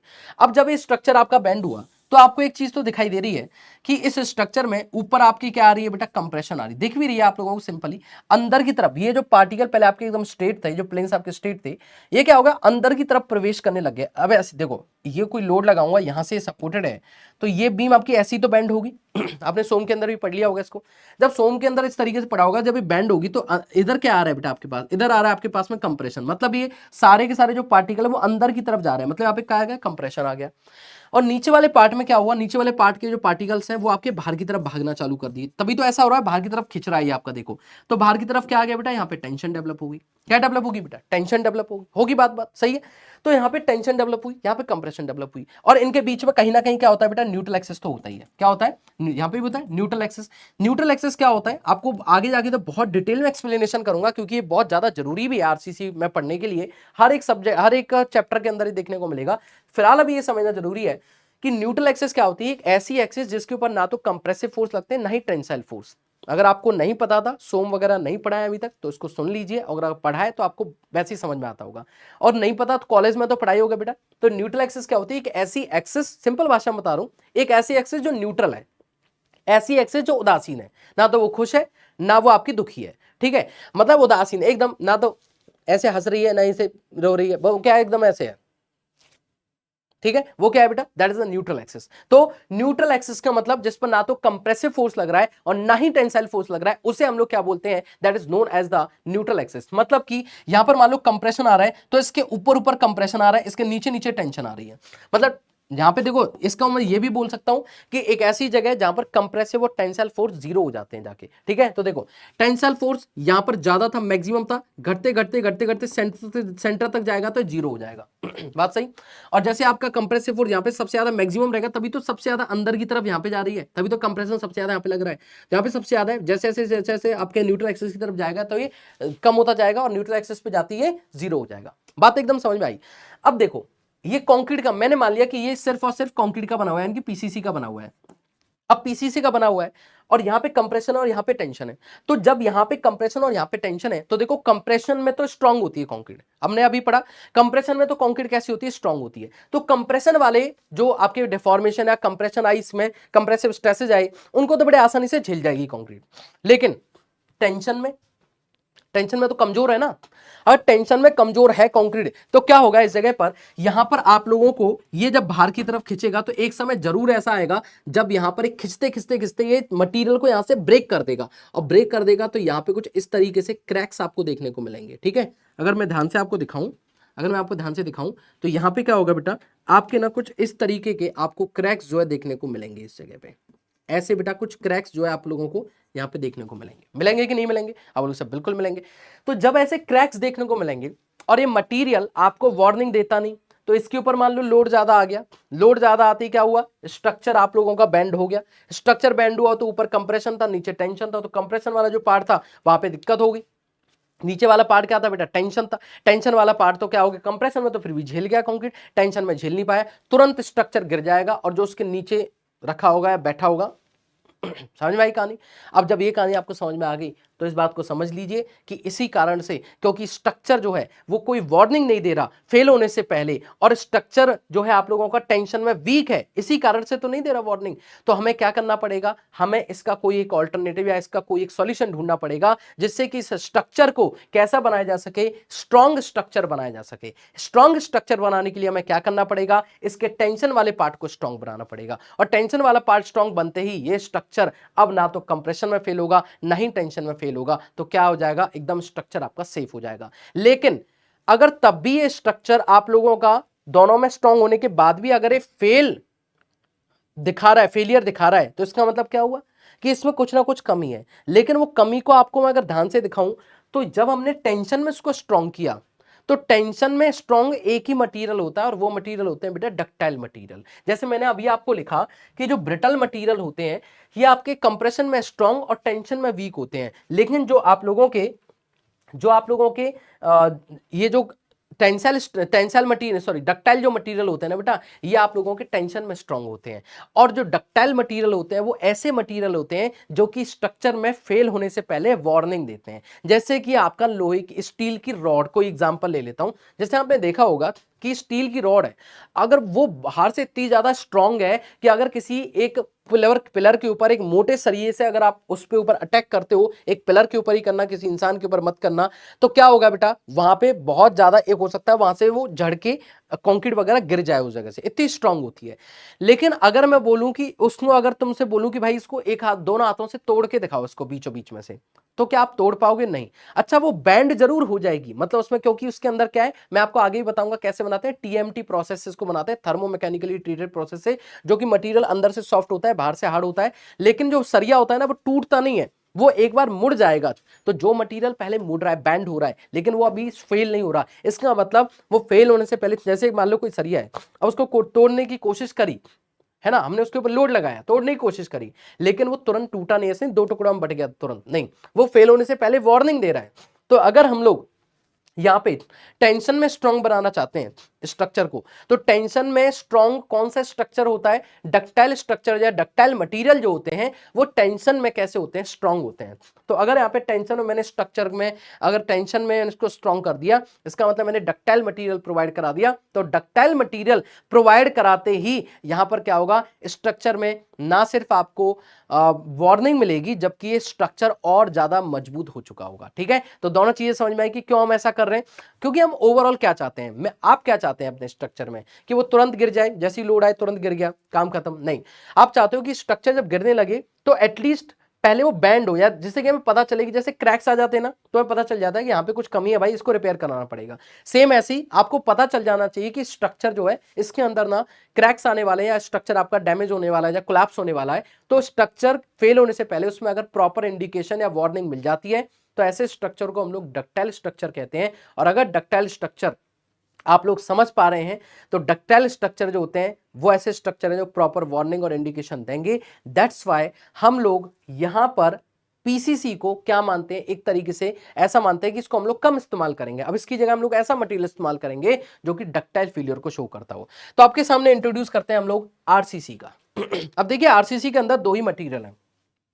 पहली बात आपकी कंक्रीट, और दूसरी मटेरियल आपके पास में स्टील। ठीक है, कंक्रीट तो जो थी वही, क्योंकि कंप्रेशन में स्ट्रांग थी, उसी को टेंशन में स्ट्रांग बनाने के लिए हमने क्या किया, स्टील प्रोवाइड करा दिया। अब बात ये आती है कि सर हमने स्टील ही क्यों प्रोवाइड किया। हम एल्यूमिनियम करा सकते थे, हम जिंक करा सकते थे, हम और कोई मटेरियल हो सकता है, हम चांदी सिल्वर प्रोवाइड करा देते, हम लोग गोल्ड प्रोवाइड करा सकते थे। लेकिन क्यों, अब आप बोलोगे सर कैसी बात कर रहे हो, गोल्ड तो बहुत महंगा है, कैसे प्रोवाइड कराएंगे, अपना घर चला जाएंगे इसमें। नहीं, गोल्ड हो चाहे सिल्वर हो चाहे कोई और मटेरियल हो, हम चाहे वो सस्ती भी होती ना, हम उसको तब भी प्रोवाइड नहीं करा सकते। ऐसा क्यों हुआ, उसको थोड़ा सा समझते हैं। पहले इसका बेसिक इंट्रोडक्शन समझते हैं। लिखा हुआ है रेनफोर्स कंक्रीट, या फिर रेनफोर्स सीमेंट कंक्रीट। लिखा हुआ है RCC is a composite material with steel bars embedded in the concrete. मतलब आरसीसी जो है वो एक कंपोजिट मटेरियल है जिसमें कि जो स्टील बार्स होते हैं वो कंक्रीट के अंदर एम्बेडेड रहते हैं, कंक्रीट के अंदर रहते हैं। तो उसे हम लोग कहते हैं आरसीसी स्ट्रक्चर। आरसीसी स्ट्रक्चर जिसमें कंक्रीट के साथ में कौन है, सरिये अंदर डाले गए हैं, उसको हम लोग बोलते हैं आरसीसी स्ट्रक्चर। आगे लिखा है it has the ability to resist the significant tensile stress in the addition to the compressive stresses। ऐसा करने से इसकी ताकत है, इसकी एबिलिटी है, इसकी क्षमता है कि ये ना सिर्फ कंप्रेसिव स्ट्रेसेस को जबकि ये टेंसल स्ट्रेसेस को भी बहुत ही प्रभावी रूप से क्या कर सकता है, अच्छे तरीके से होल्ड कर सकता है, रजिस्ट कर सकता है, उसका विरोध कर सकता है। मतलब कि आरसीसी स्ट्रक्चर क्या है, जब कंक्रीट के अंदर हम लोग स्टील प्रोवाइड करा देते हैं साथ में उसके, तो उसको हम ऐसे कंपोजिट स्ट्रक्चर को, एग्जाम में पूछता है कि आरसीसी कैसा स्ट्रक्चर है, तो एग्जाम में ये भी क्वेश्चन आता है, ध्यान रखना ऑब्जेक्टिव क्वेश्चन में, जब इजी क्वेश्चन एसटी जेईई के बनते हैं तो बताओगे कि कंपोजिट मटेरियल है आरसीसी, एक कंपोजिट मटेरियल आपका किस किस का, स्टील का और कंक्रीट का। तो एक ऐसा कंपोजिट मटेरियल है जो ना सिर्फ कंप्रेसिव स्ट्रेसेस को, जबकि compressive addition to the compressive stresses का मतलब हुआ कि कंप्रेसिव स्ट्रेसेस के साथ साथ टेंसाइल स्ट्रेसेस को भी सिग्निफिकेंट यानी कि प्रभावी रूप से क्या करता है, विरोध करता है, रजिस्ट करता है, या फिर उसमें उन दोनों को ही अब इजीली क्या किया जा सकता है, कंट्रोल किया जा सकता है। आगे पढ़ेंगे। The invention of the RCC has made possible the construction of the flexure member such as beams and slab। और जब से आरसीसी की खोज हुई है, आरसीसी को जब से इन्वेंट किया गया, उसके बाद में जैसे फ्लेक्सर मेंबर्स होते हैं, फ्लेक्सर मेंबर्स कौन से मेंबर्स होते हैं, फ्लेक्सर का शब्द कहां से बना है, फ्लेक्सर शब्द बना है आपका फ्लेक्सिबिलिटी से। फ्लेक्सर शब्द कहां से बना है बेटा, फ्लेक्सर शब्द बना है फ्लेक्सिबिलिटी से। मतलब जो फ्लेक्सिबल, जैसे मेरा हाथ है अब ये फ्लेक्सिबल है, ठीक है, फ्लेक्सिबल है। सेम ऐसे ही अगर बीम की बात करूं तो बीम में अगर ध्यान से देखें तो लोडिंग आए तो कैसे बेंड होती है, जैसे बीम के ऊपर लोडिंग मैंने लगाई, मान लो यूडीएल लगा हुआ है, सिंपली सपोर्टेड बीम है। सिंपली सपोर्टेड समझते हो ना, जहां पे दोनों एंड पर जो बीम सपोर्टेड होती है उसे सिंपली सपोर्टेड बोलते हैं। तो ये बेंड कैसे होगी, ऐसे होगी, मतलब फ्लेक्सिबल है, फ्लेक्सिबल है तभी तो ऐसे बैंड हुई है। तो इस ऐसे मेंबर को, जैसे ऐसा बीम है ना, ऐसे स्लैब भी आपकी फ्लेक्स कर सकती है, मतलब फ्लेक्सिबल होती है वो। तो ऐसे मेंबर जो कि फ्लेक्सिबिलिटी शो करते हैं, यानी कि जिसमें फ्लेक्सिबल या फ्लेक्सर बोलो, फ्लेक्सर का एक और नाम होता है बेंडिंग, फ्लेक्सर का दूसरा नाम है बेंडिंग, मतलब जहां पे बेंडिंग आती है।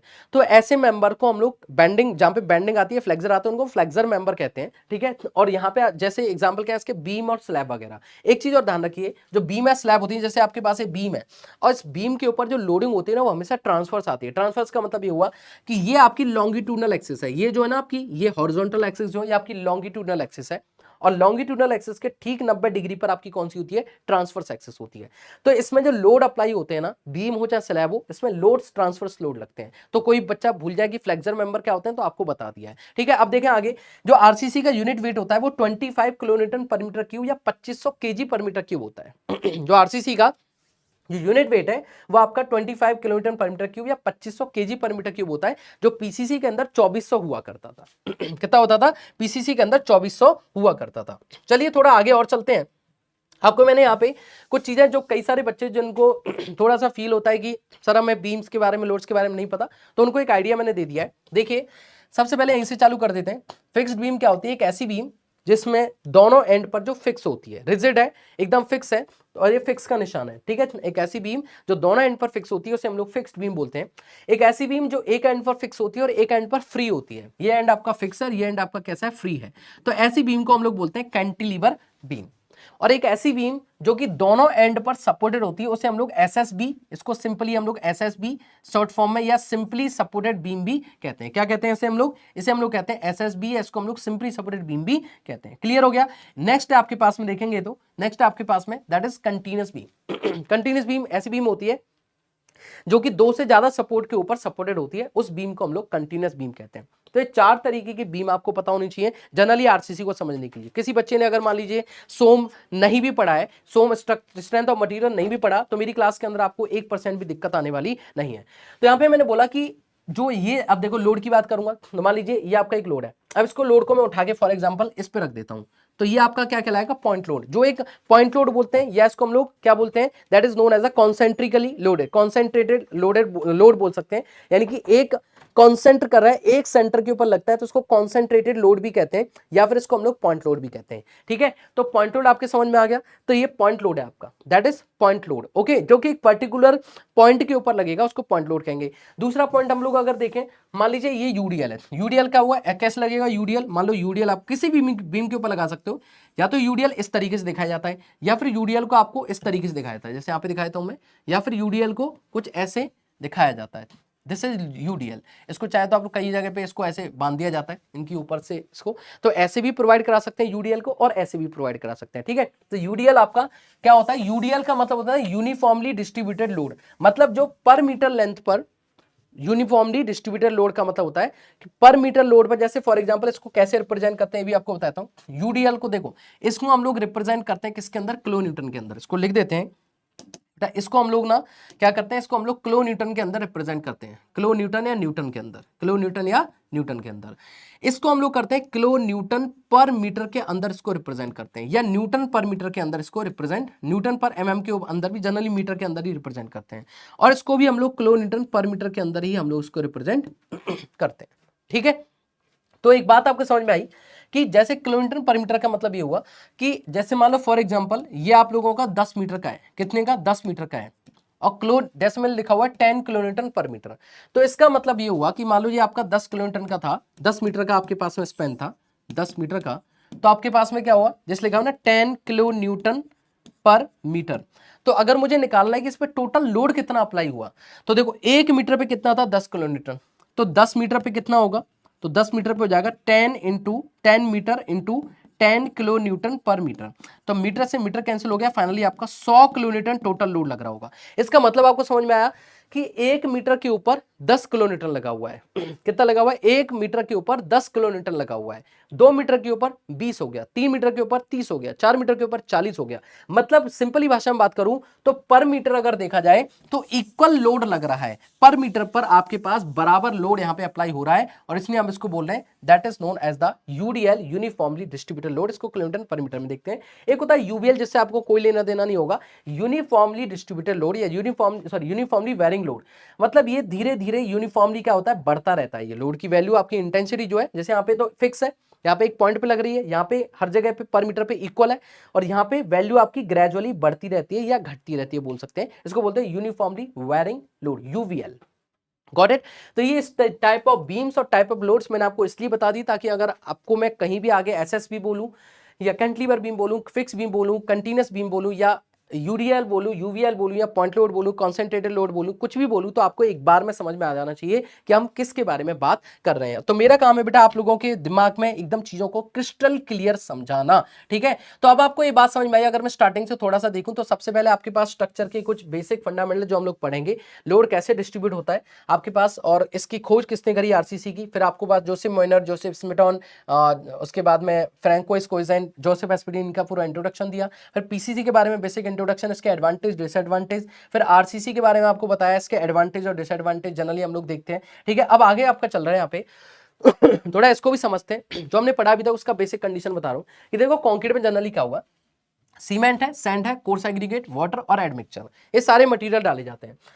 सीमेंट आपका एक बाइंडिंग मटेरियल की तरह यूज किया जाता है, और सीमेंट के अंदर भाई साहब कोहेसिव और एडेसिव मटेरियल आपके होते हैं। ये आपका कोहेसिव और एडेशन दोनों नेचर को शो करता है। किसको, कोहेसिव नेचर को और एडेसिव नेचर को। कौन, सीमेंट। मतलब कोहेजन का मतलब समझते हैं, कोहेजन का मतलब देखो, कोई सारे बच्चे जो पहली बार पढ़ रहे होंगे, मैं आपको ट्रिक बता देता हूं। जैसे इसमें डी नहीं है कहीं पे, इसमें डी है, तो डी का मतलब होता है बेटा डिफरेंट डिफरेंट। क्या मतलब होता है, डी का मतलब होता है बेटा डिफरेंट डिफरेंट। मतलब जब डिफरेंट डिफरेंट मॉलिक्यूल आपस में बॉन्ड बनाते हैं तो ऐसे बॉन्ड को हम लोग कहते हैं एडेशन बॉन्ड। ठीक है, और जब यहाँ पे उल्टा हो जाएगा, कोइजन का मतलब क्या हुआ बेटा, कोइजन का मतलब हुआ बेटा सेम सेम। नोट्स को एकदम प्रॉपर बनाओगे ना, आपको मजा आ जाएगा। कोइजन का मतलब होता है बेटा सेम सेम। जब सेम सेम मॉलिक्यूल आपस में बॉन्ड बनाते हैं तो उसको कोइजन बॉन्ड बोलते हैं। जैसे कि पानी के अंदर पानी मिला दो, कोइजन बॉन्ड मिलेगा, लेकिन पानी के अंदर आप लोग नींबू निचोड़ दो तो उसको बोल देंगे हम लोग एडेशन बॉन्ड। मतलब पानी और नींबू के मॉलिक्यूल्स के बीच में कौन सा बॉन्ड बनेगा, एडेशन बॉन्ड। और पानी के अंदर पानी मिला दोगे तो सेम मॉलिक्यूल है, मतलब कोहेजन बॉन्ड बनेगा। ठीक है, तो जो आपके पास सीमेंट होता है ना, ये एक बाइंडिंग मटेरियल है, बंधक पदार्थ है, लेकिन इसकी जो नेचर की बात करूं तो एडेशन और कोहेजन दोनों नेचर का होता है। मतलब खुद के साथ भी बॉन्ड बना लेता है और अदर मटेरियल के साथ भी बॉन्ड बना लेता है। आगे लिखा है डिस्कवर्ड 1824 में जोसेफ एस्पिरिन ने इसकी खोज करी। इसकी डेंसिटी आपको दिखाई गई है। डेंसिटी क्या होती है, मास पर यूनिट वॉल्यूम होती है। क्या होती है, मास पर यूनिट वॉल्यूम होती है, या फिर द्रव्यमान बटे आयतन इसको बोल सकते हैं। अब एग्जाम में कई सारे बच्चों को दिमाग में रहता है सर हमारे समझ में नहीं आया द्रव्यमान आयतन क्या चीज है। तो देखो बेटा पता होना चाहिए, वॉल्यूम देखो क्या है, डेंसिटी इक्वल्स टू घनत्व। डेंसिटी को हिंदी में घनत्व बोलते हैं, घनत्व होता है मास पर यूनिट वॉल्यूम। मास पर यूनिट वॉल्यूम का मतलब होता है द्रव्यमान बटे आयतन, द्रव्यमान अपॉन आयतन। हो गया। अब देखो मास, द्रव्यमान क्या है और वॉल्यूम क्या है ये भी पता हो जाना चाहिए। तो देखो द्रव्यमान क्या है, तो quantity of any material without gravity. जब किसी भी मटेरियल के परिमाण पर, परिणाम नहीं बोल रहा हूं, जब किसी भी मटेरियल के परिमाण पर जब हम लोग ग्रेविटी के इफेक्ट को काउंट नहीं करते। जैसे फॉर एग्जांपल अगर ग्रेविटी का इफेक्ट काउंट कर दिया तो वो वेट हो जाता है। तो मैं लिखा कि the quantity of any material without gravity, gravity को इंक्लूड ना करते हुए जब हम लोग किसी भी मटेरियल का, पदार्थ का परिमाण देखते हैं, उसकी क्वांटिटी देखते हैं, तो उसे हम लोग बोलते हैं द्रव्यमान या मास, उसको हम लोग बोलते हैं। उसकी यूनिट होती है केजी में, ठीक है। और अगर इसमें ग्रेविटी का आपने इंक्लूड कर दिया तो ये वैल्यू किलो न्यूटन में चली जाएगी, ठीक है। आगे लिखा हुआ है वॉल्यूम या आयतन। तो वॉल्यूम देखो, एरिया क्या होता है, या फिर एक बार पहले मैं सिंपली बात करूं, लेंथ क्या होती है। तो एक विमीय ज्यामिति को हम लोग क्या बोलते हैं, एक विमीय मतलब वन डायमेंशनल ज्यामिति यानी कि ज्योमेट्री को हम लोग बोलते हैं लाइन, लेंथ, विड्थ, हाइट जो भी है। उसके बाद टू डायमेंशनल को हम लोग क्या बोलते हैं, टू डायमेंशनल में घेरा हुआ जो आपके पास ऑक्यूपाई किया गया, जो आपके पास में स्पेस है। तो मैं इंग्लिश में बोल सकता हूं space occupy in two dimension, दो डायमेंशन में ऑक्यूपाई की गई डिस्टेंस को या जो आपके पास स्पेस है उसे हम लोग एरिया कहते हैं, ठीक है। द्विविमीय ज्यामिति में घेरा गया स्थान आपके पास क्या कहलाता है, एरिया। और तीसरा आपके पास वॉल्यूम। वॉल्यूम किस में होता है, एक्स, वाई एंड जेड तीनों डायरेक्शन में होता है वॉल्यूम। तो वॉल्यूम क्या होगा आपके पास में, थ्री डायमेंशन में घेरा गया जो स्थान है, या फिर इंग्लिश में बात करूं तो space occupied in three dimension is called the volume. और हिंदी में बात करूं तो त्रिविमीय ज्यामिति के अंदर घेरा गया स्थान आपका आयतन कहलाता है, ठीक है।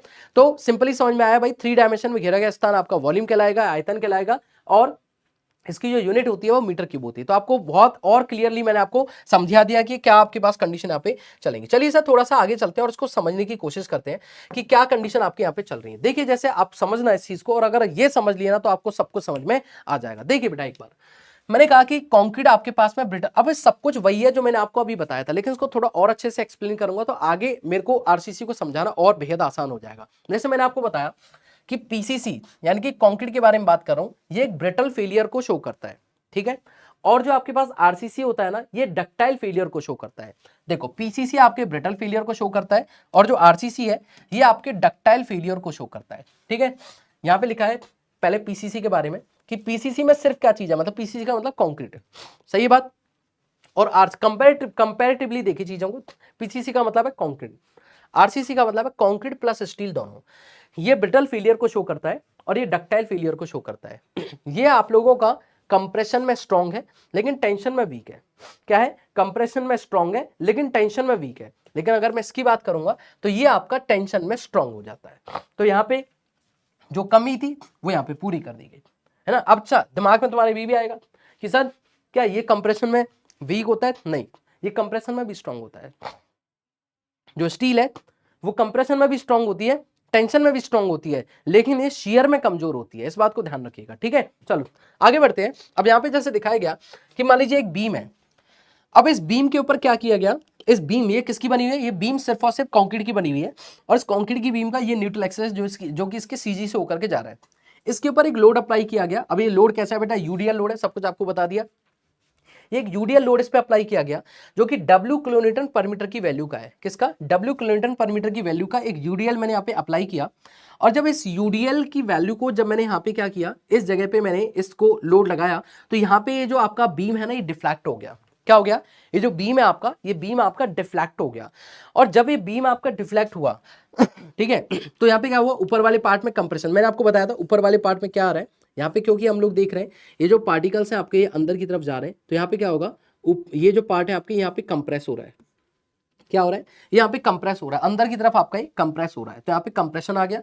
और न्यूट्रल एक्सिस के नीचे वाले पार्ट में क्या आ गया, टेंशन डेवलप हुई, क्योंकि बाहर की तरफ इस तरीके से खिंच रहे हैं, ठीक है, बाहर की तरफ स्ट्रेच हो रहे हैं, तो इस तरीके से आपके पास में क्या हो गया, ये आप लोगों का यहाँ पे टेंशन डेवलप हो गई, ठीक है। अब ये तो आपको समझ में आ गया कि टेंशन, और ये तो नेचर से ही समझ में आ रहा है आपको देखने से, ठीक है, ये ऐसे हो गया। अब यहाँ पे क्या होगा सर, क्योंकि इस जगह पर ये ब्रिटल फेलियर को शो करता है, तो यहाँ पे जैसे ये टेंशन में फेल हो गया, टेंशन बाहर की तरफ खिंच रहा है और टेंशन में वीक है, तो जो टेंशन में वीक है तो स्ट्रक्चर क्या होगा, यहीं कहीं क्या हो जाएगा, आपका फेल हो जाएगा, स्ट्रक्चर आपका सडन फेल हो जाएगा, लेकिन सडन फेलियर या ब्रिटल फेलियर को शो कर देगा। लेकिन अब अगर इसी बीम में जहां पे टेंशन है, अगर उसी जगह पर मैं रेनफोर्समेंट डाल दूं, मैं अभी तक बात नहीं कर रहा हूं स्टील डालेंगे, क्या स्टील तो हम लोग डालेंगे, इसका रीजन भी आपको आगे बताऊंगा, बहुत सारे बच्चों को पता भी होगा, लेकिन इसको डिटेल में बताऊंगा, पहले आप इसको समझो जो समझा रहा हूं। तो मैंने क्या किया, यहां से एक रेनफोर्समेंट बार डाल दिया इस जगह पर, मान लीजिए क्या कर दिया, एक रेनफोर्समेंट बार, कहां पे, ये आपका कंप्रेशन वाला पार्ट है, क्योंकि ये एक सिंपली सपोर्टेड बीम है। आगे आपको एक्सप्लेन भी करूंगा कि सिंपली सपोर्टेड बीम के अंदर तो ऐसा हो रहा है। अब तुम्हारे दिमाग में आएगा सर सारी बीम में ऐसा होगा, नहीं। जस्ट देखो फॉर एग्जांपल मैं यहाँ पे एक कैंटिलीवर बीम ले लेता हूं, लेट्स से मैंने एक कैंटिलीवर बीम ले ली, क्या ले लिया, मैंने कैंटिलीवर बीम ले लिया सर, तो कैंटिलीवर बीम क्या होता है, अभी रिसेंटली बताया था, जो एक साइड से फिक्स हो एक साइड से फ्री हो। अब मान लीजिए इसके ऊपर आपने क्या कर दिया, लोड अप्लाई कर दिया, लेट्स से आपने लोड अप्लाई कर दिया। लोड अप्लाई करने के बाद क्या होगा, ये जो बीम है ये कुछ इस तरीके से आपका डिफ्लेक्ट होगा। सही बात है, क्योंकि यहां से तो फिक्स है ना, क्योंकि यहां से तो ये फिक्स है, अब यहां से फिक्स है तो ये लोड आपका कुछ तरीके से, ये जो आपका बीम है लोड अप्लाई करने पर इस तरीके से बैंड हो रहा होगा। अब इस तरीके से बैंड हो रहा तो यहाँ पे इसका कहीं ना कहीं इसका एक न्यूट्रल एक्सिस भी होगा। तो मैंने मान लिया कि this is the neutral axis, ये इसका न्यूट्रल एक्सिस है, तो यहाँ पे जब गया होगा तो ये न्यूट्रल एक्सिस कुछ ऐसे आपका गया होगा। ठीक है, आप ध्यान से देखिए और मुझे बताइए सोच के कि न्यूट्रल एक्सिस के ऊपर नीचे अगर मैं ध्यान से स्टडी करता हूं तो देखें अंदर की तरफ यहाँ पे क्या हो रहा है, अब इस जगह पे तो यहाँ पे तो फिक्स है, तो ये अंदर की तरफ क्या आ रहा है बेटा, कंप्रेस कर रहा है, यहाँ पे क्या कर रहा है, अंदर की तरफ कंप्रेस, और यहाँ से बाहर की तरफ खींच रहा है, देख रहा होगा आपको, तो ये क्या कर रहा है, यहाँ पे बाहर की तरफ खींच रहा है। तो मैं यहाँ पे क्या बता रहा हूँ कि ये आपकी न्यूट्रल एक्सिस है। तो न्यूट्रल एक्सिस के ऊपर वाले पार्ट में क्या आ रहा है, टेंशन आ रही है, और न्यूट्रल एक्सिस के नीचे वाले पार्ट में कंप्रेशन आ रही है। तो उल्टा हो गया ना, यहाँ पे कंप्रेशन आ रहा था, नीचे टेंशन, यहाँ पे उल्टा हो गया, ऊपर टेंशन आ रही है और नीचे कंप्रेशन आ रही है। तो यदि हम लोग आगे आपको एक्सप्लेन भी करूंगा कि सिंपली सपोर्टेड बीम में न्यूट्रल एक्सिस के ऊपर वाले पार्ट में आपका कंप्रेशन आता है और नीचे वाले पार्ट में टेंशन आती है, जबकि कैंटिलीवर में इसका उल्टा हो जाता है। और इन्हीं दो बीम के बारे में आपको अच्छे से समझना है, क्योंकि एग्जाम में सिर्फ ये दो बीम की स्टडी हम लोग देखते हैं। ठीक है, तो ये दोनों चीज आपको समझ में आनी चाहिए कि ऐसा नहीं कि परमानेंटली मैंने बोल दिया कि ऐसा ही होगा। लेकिन अभी हम लोग जब भी कभी हम लोग स्टडी करते हैं या चीजों को समझते हैं तो हमारे लिए सिंपली सपोर्टेड बीम के थ्रू समझना थोड़ा सा ईजी हो जाता है, इसलिए मैंने यहाँ पे बोला कि सिंपली सपोर्टेड बीम को हम लोग यहाँ पे समझ रहे हैं। ठीक है, तो सिंपली सपोर्टेड बीम लिया, और क्योंकि ये टेंशन में कमजोर है तो मैंने टेंशन वाला, इसका कंप्रेशन वाला पार्ट है, इसका टेंशन वाला पार्ट, तो जब मैंने इसको नीचे इसके टेंशन वाले पार्ट में इसको प्रोवाइड कराया, तो टेंशन वाले पार्ट में मैंने ऐसे मटेरियल को प्रोवाइड करा दिया जो टेंशन में स्ट्रांग है। तो जब ये स्ट्रक्चर में मान लीजिए डिफ्लेक्शन आएगा, पहली बात तो डिफ्लेक्शन ही कम हो गया। क्यों हो गया कम, क्योंकि देखो कोई भी चीज स्ट्रांग हो गई, जैसे फॉर एग्जांपल मैं आपको समझाने की कोशिश करता हूं, जैसे मान लीजिए मेरे पास कोई पेपर होगा, चलो मैं एक बार दिखा देता हूं आपको। जैसे मेरे पास ये एक पेपर है, ठीक है, लेट्स से एक प्रैक्टिकल थोड़ा सा करके देखते हैं। अब ये मेरे पास में क्या है सर, मेरे पास में ये एक पेपर है, और इस पेपर को ना मैं फोल्ड कर देता हूँ, कुछ इस तरीके से मैंने इसको फोल्ड कर दिया फोल्ड। मान लेते हैं ये पेपर जो है ना एक कंक्रीट, एक आपके पास एक बीम है, अब राउंड, क्योंकि इसको आसान है मेरे लिए राउंड करना तो मैं राउंड किया है, आप चाहो तो इसको स्क्वायर भी कर सकते हो। ये एक बीम है, अब इस बीम को मैंने क्या करना चाहता हूँ, एक कंक्रीट का बना हुआ है, एक सिंपल एक मटेरियल का, तो मैं क्या कर सकता हूँ, अगर इस पे मैंने ऊपर से लोड अप्लाई किया, लोड ऐसे अप्लाई हो रहा है, तो ये क्या होगा, बीम कुछ ऐसे आपका बेंड हो जाएगा, बात सही है, और बड़े आसानी से बेंड हो रहा है, और एक समय पे आगे ये टूट जाएगा। या फिर कहूंगा मैं अगर लोड ऊपर से अप्लाई कर रहा हूँ और ये आपका सिंपली से बड़े बीम है, तो बीम आपको कुछ ऐसे आपका बेंड हो जाएगा, मुड़ जाएगा, जैसे मैंने यहाँ पे दिखाया था आपको। ठीक है, लेकिन अगर मैं आपको ये कहता हूँ कि इसके ये आपके पास में रेनफोर्समेंट बार है, यानी कि आपके पास में स्टील का एक बार है, तो अगर मैंने स्टील का एक बार इसके अंदर ऐसे एंटर करा दिया, तो क्या अब इस बार को मैं मोड़ पा रहा हूं, नहीं मोड़ पा रहा ना मैं, या फिर मैं क्या इसको ऐसे मोड़ पा रहा हूं, क्या ये ऐसे बैंड हो पा रहा है, नहीं हो पा रहा, हो भी पा रहा है तो बहुत ताकत की जरूरत है इसको, तो देखो मैं ताकत लगा रहा हूं पूरी, लेकिन ये तब भी बैंड नहीं हो पा रहा। इसका मतलब ये हुआ कि इस जगह पर रेनफोर्समेंट प्रोवाइड कराने से इसमें डिफ्लेक्शन तो कम हुआ ही, लेकिन डिफ्लेक्शन के साथ साथ यहां पे इसको स्ट्रेंथन भी कर दिया। ठीक है, तभी तो डिफ्लेक्शन नहीं आ रहा, स्ट्रेंथन कर दिया। ओके, तो ये काम किया किसने, आरसीसी ने, इसको किसमें स्ट्रांग बना दिया, इसको इसने बना दिया टेंशन के अंदर स्ट्रांग। एक चीज और ध्यान रखिए, अगर इसको मैं कहीं से भी अगर इस बार को या इस बीम को मैं कहीं से भी कट करता हूं, लेट्स से मैंने इसको यहां से कट किया, कट कर दिया, कट करने के बाद देखिए, मान लीजिए इस चीज को समझिए, इस बात को कि अगर मैं इसको काटने के बाद यहां से कहीं से देखता हूं, क्योंकि देखो बीम एक्चुअली में कैसी होती है बीम एक्चुअली में कुछ ऐसी होती है, इसको एक छोटा सा पार्ट मैं आपको बना रहा हूं, ठीक है, ऐसा मैंने बनाया, बीम एक्चुअली में कुछ ऐसी होती है।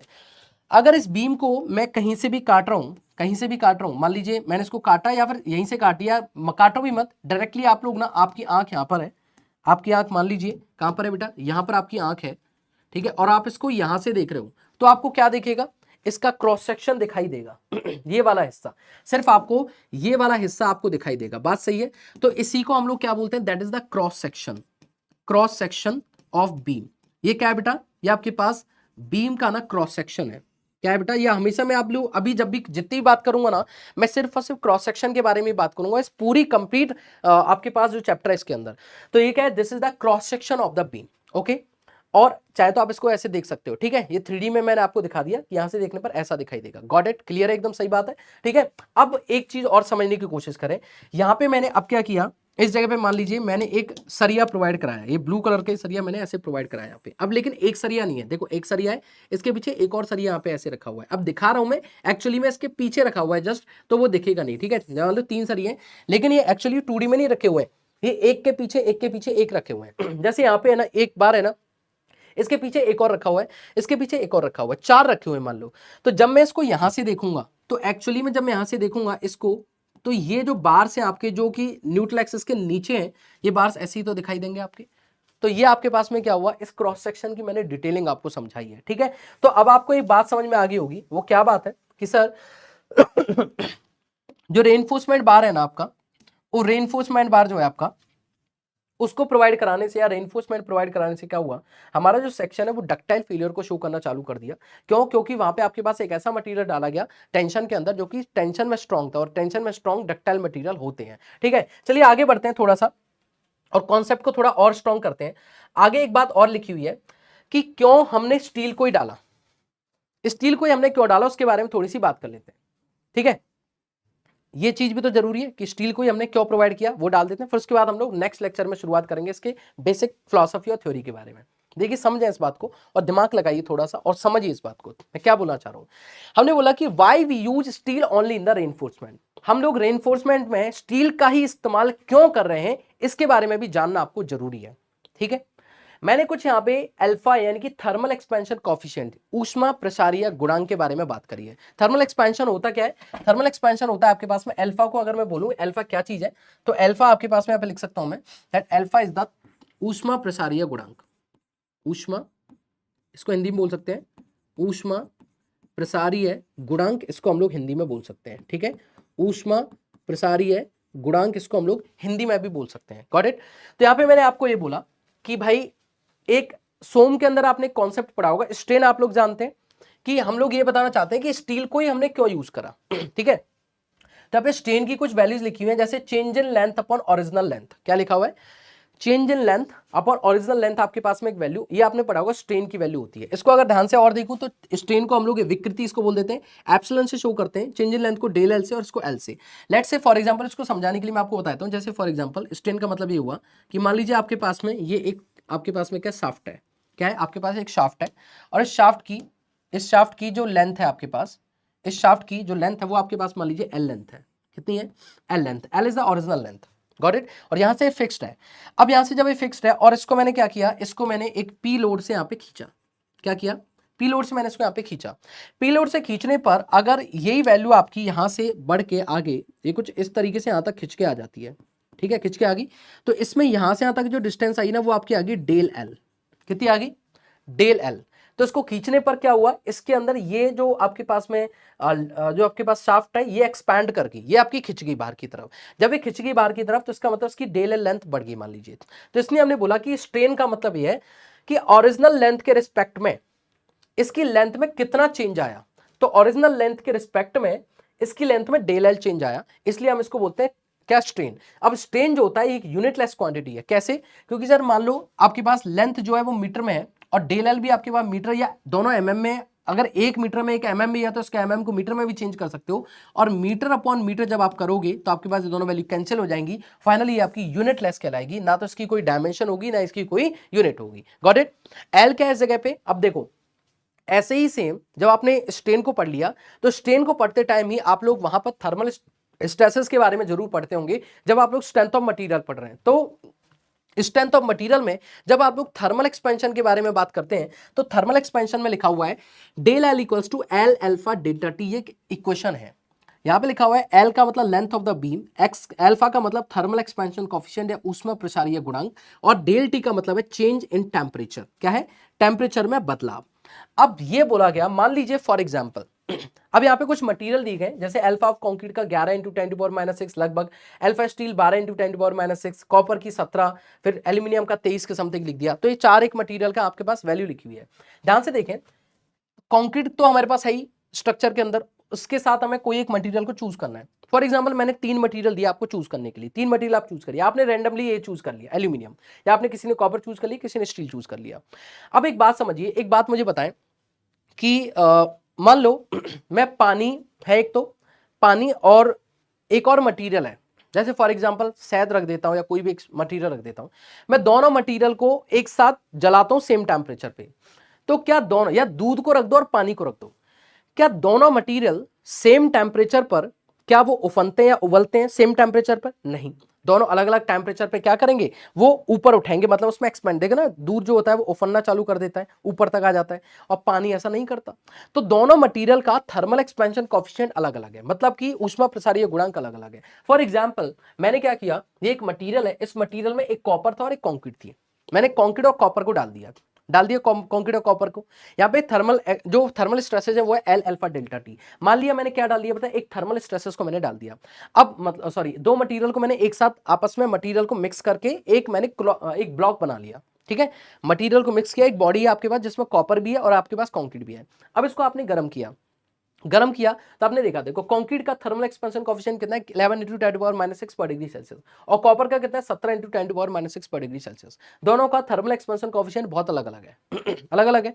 तो इसका मतलब जब इसको टेम्परेचर दिया जाएगा तो एक मटीरियल तो पहले एक्सपेंड हो जाएगा, दूसरा मटीरियल बाद में एक्सपेंड होगा, मतलब दोनों मटीरियल अलग अलग टाइम पर एक्सपेंड होंगे। जब एक मटीरियल पहले एक्सपेंड होगा तो वो दूसरे मटीरियल को, क्योंकि वो एक साथ बंधे हुए, एक साथ मटीरियल एक साथ बॉडी में डाल रखे, तो वो दूसरे मटीरियल को जो अभी नहीं खींच रहा उसको खींचने की कोशिश करेगा, और दूसरा मटीरियल जो अभी तक खींच ही नहीं रहा था वो उस मटीरियल को जो खींचना चालू हो चुका है उसको खींचने नहीं देगा, उसको अपनी ओर खींचेगा, मतलब आपस में खींचता नहीं होगी। बात सही है। अब खींचता नहीं होगी, इसको हम लोग रिलेटिव मोशन बोलते हैं, और जब रिलेटिव मोशन होते हैं तो स्ट्रक्चर में क्रैक्स आ जाते हैं। तो हम लोग क्या करेंगे, एक ऐसे मटेरियल को चूज करेंगे जिनको जब अगर स्ट्रक्चर के ऊपर में टेम्परेचर प्रोवाइड कराता हूं, टेम्परेचर इंक्रीज करता हूं, तो वो लगभग सेम टाइम पर एक्सपेंड होना स्टार्ट करें। इससे क्या होगा, रिलेटिव मोशन नहीं होगा और इससे स्ट्रक्चर में क्रैक्स नहीं डेवलप होंगे। तो सीधी बात ये तो आपको पता होगी, क्योंकि जो आपके पास कंक्रीट और स्टील का थर्मल एक्सपेंशन कोएफिशिएंट लगभग बराबर होता है, इसलिए हम लोग कंक्रीट के साथ में स्टील को ही प्रोवाइड कराते हैं एज अ रेनफोर्समेंट मटेरियल। लेकिन आपको ये कैसे होता है ये शायद आपको आज पता चल चुका होगा, और पता था तो वेरी नाइस, आपका रिवाइज हो गया होगा, ठीक है। तो क्यों हम लोग थर्मल एक्सपेंशन कोएफिशिएंट के वाले कॉन्सेप्ट को यहाँ पे समझते हैं वो मैंने आपको बता दिया, रिलेटिव मोशन को अवॉइड करने के लिए, ताकि वहां पे क्रैक्स डेवलप ना हो, इसलिए हम लोग ऐसे मटेरियल को चूज करेंगे जहां पे थर्मल एक्सपेंशन कोएफिशिएंट दोनों मटेरियल का ऑलमोस्ट सेम रहता है। चलिए एक पॉइंट है यहाँ पे, इसको जरा लिखा हुआ है कि any material that can take tension may be used as a reinforcement material that is of the steel, aluminium, copper, plastic, fiber, bamboo etc। मतलब ऐसे मटेरियल जो कि टेंशन को इजीली कैरी कर सकते हैं उनको हम लोग रेनफोर्समेंट की तरह इस्तेमाल कर सकते हैं। जैसे कि स्टील आपके पास में होता है, प्लास्टिक है, एल्यूमिनियम है, कॉपर है, फाइबर है, बैम्बू है, ये सारे के सारे टेंशन को इजीली कैरी कर सकते हैं, तो इनको हम लोग एज अ रेनफोर्समेंट इस्तेमाल कर सकते हैं। लेकिन हम लोग स्टील को ही क्यों प्रेफर कर रहे हैं, क्योंकि हम लोग कुछ रीजंस हैं जिनके कारण से हम लोग कंक्रीट को ही प्रेफर करते हैं। पहला point, economical as compare to other material, other material के कंपैरिजन में इकोनॉमिकल होता है स्टील आपका। दूसरा, इसकी टेंसाइल स्ट्रेंथ हाई होती है।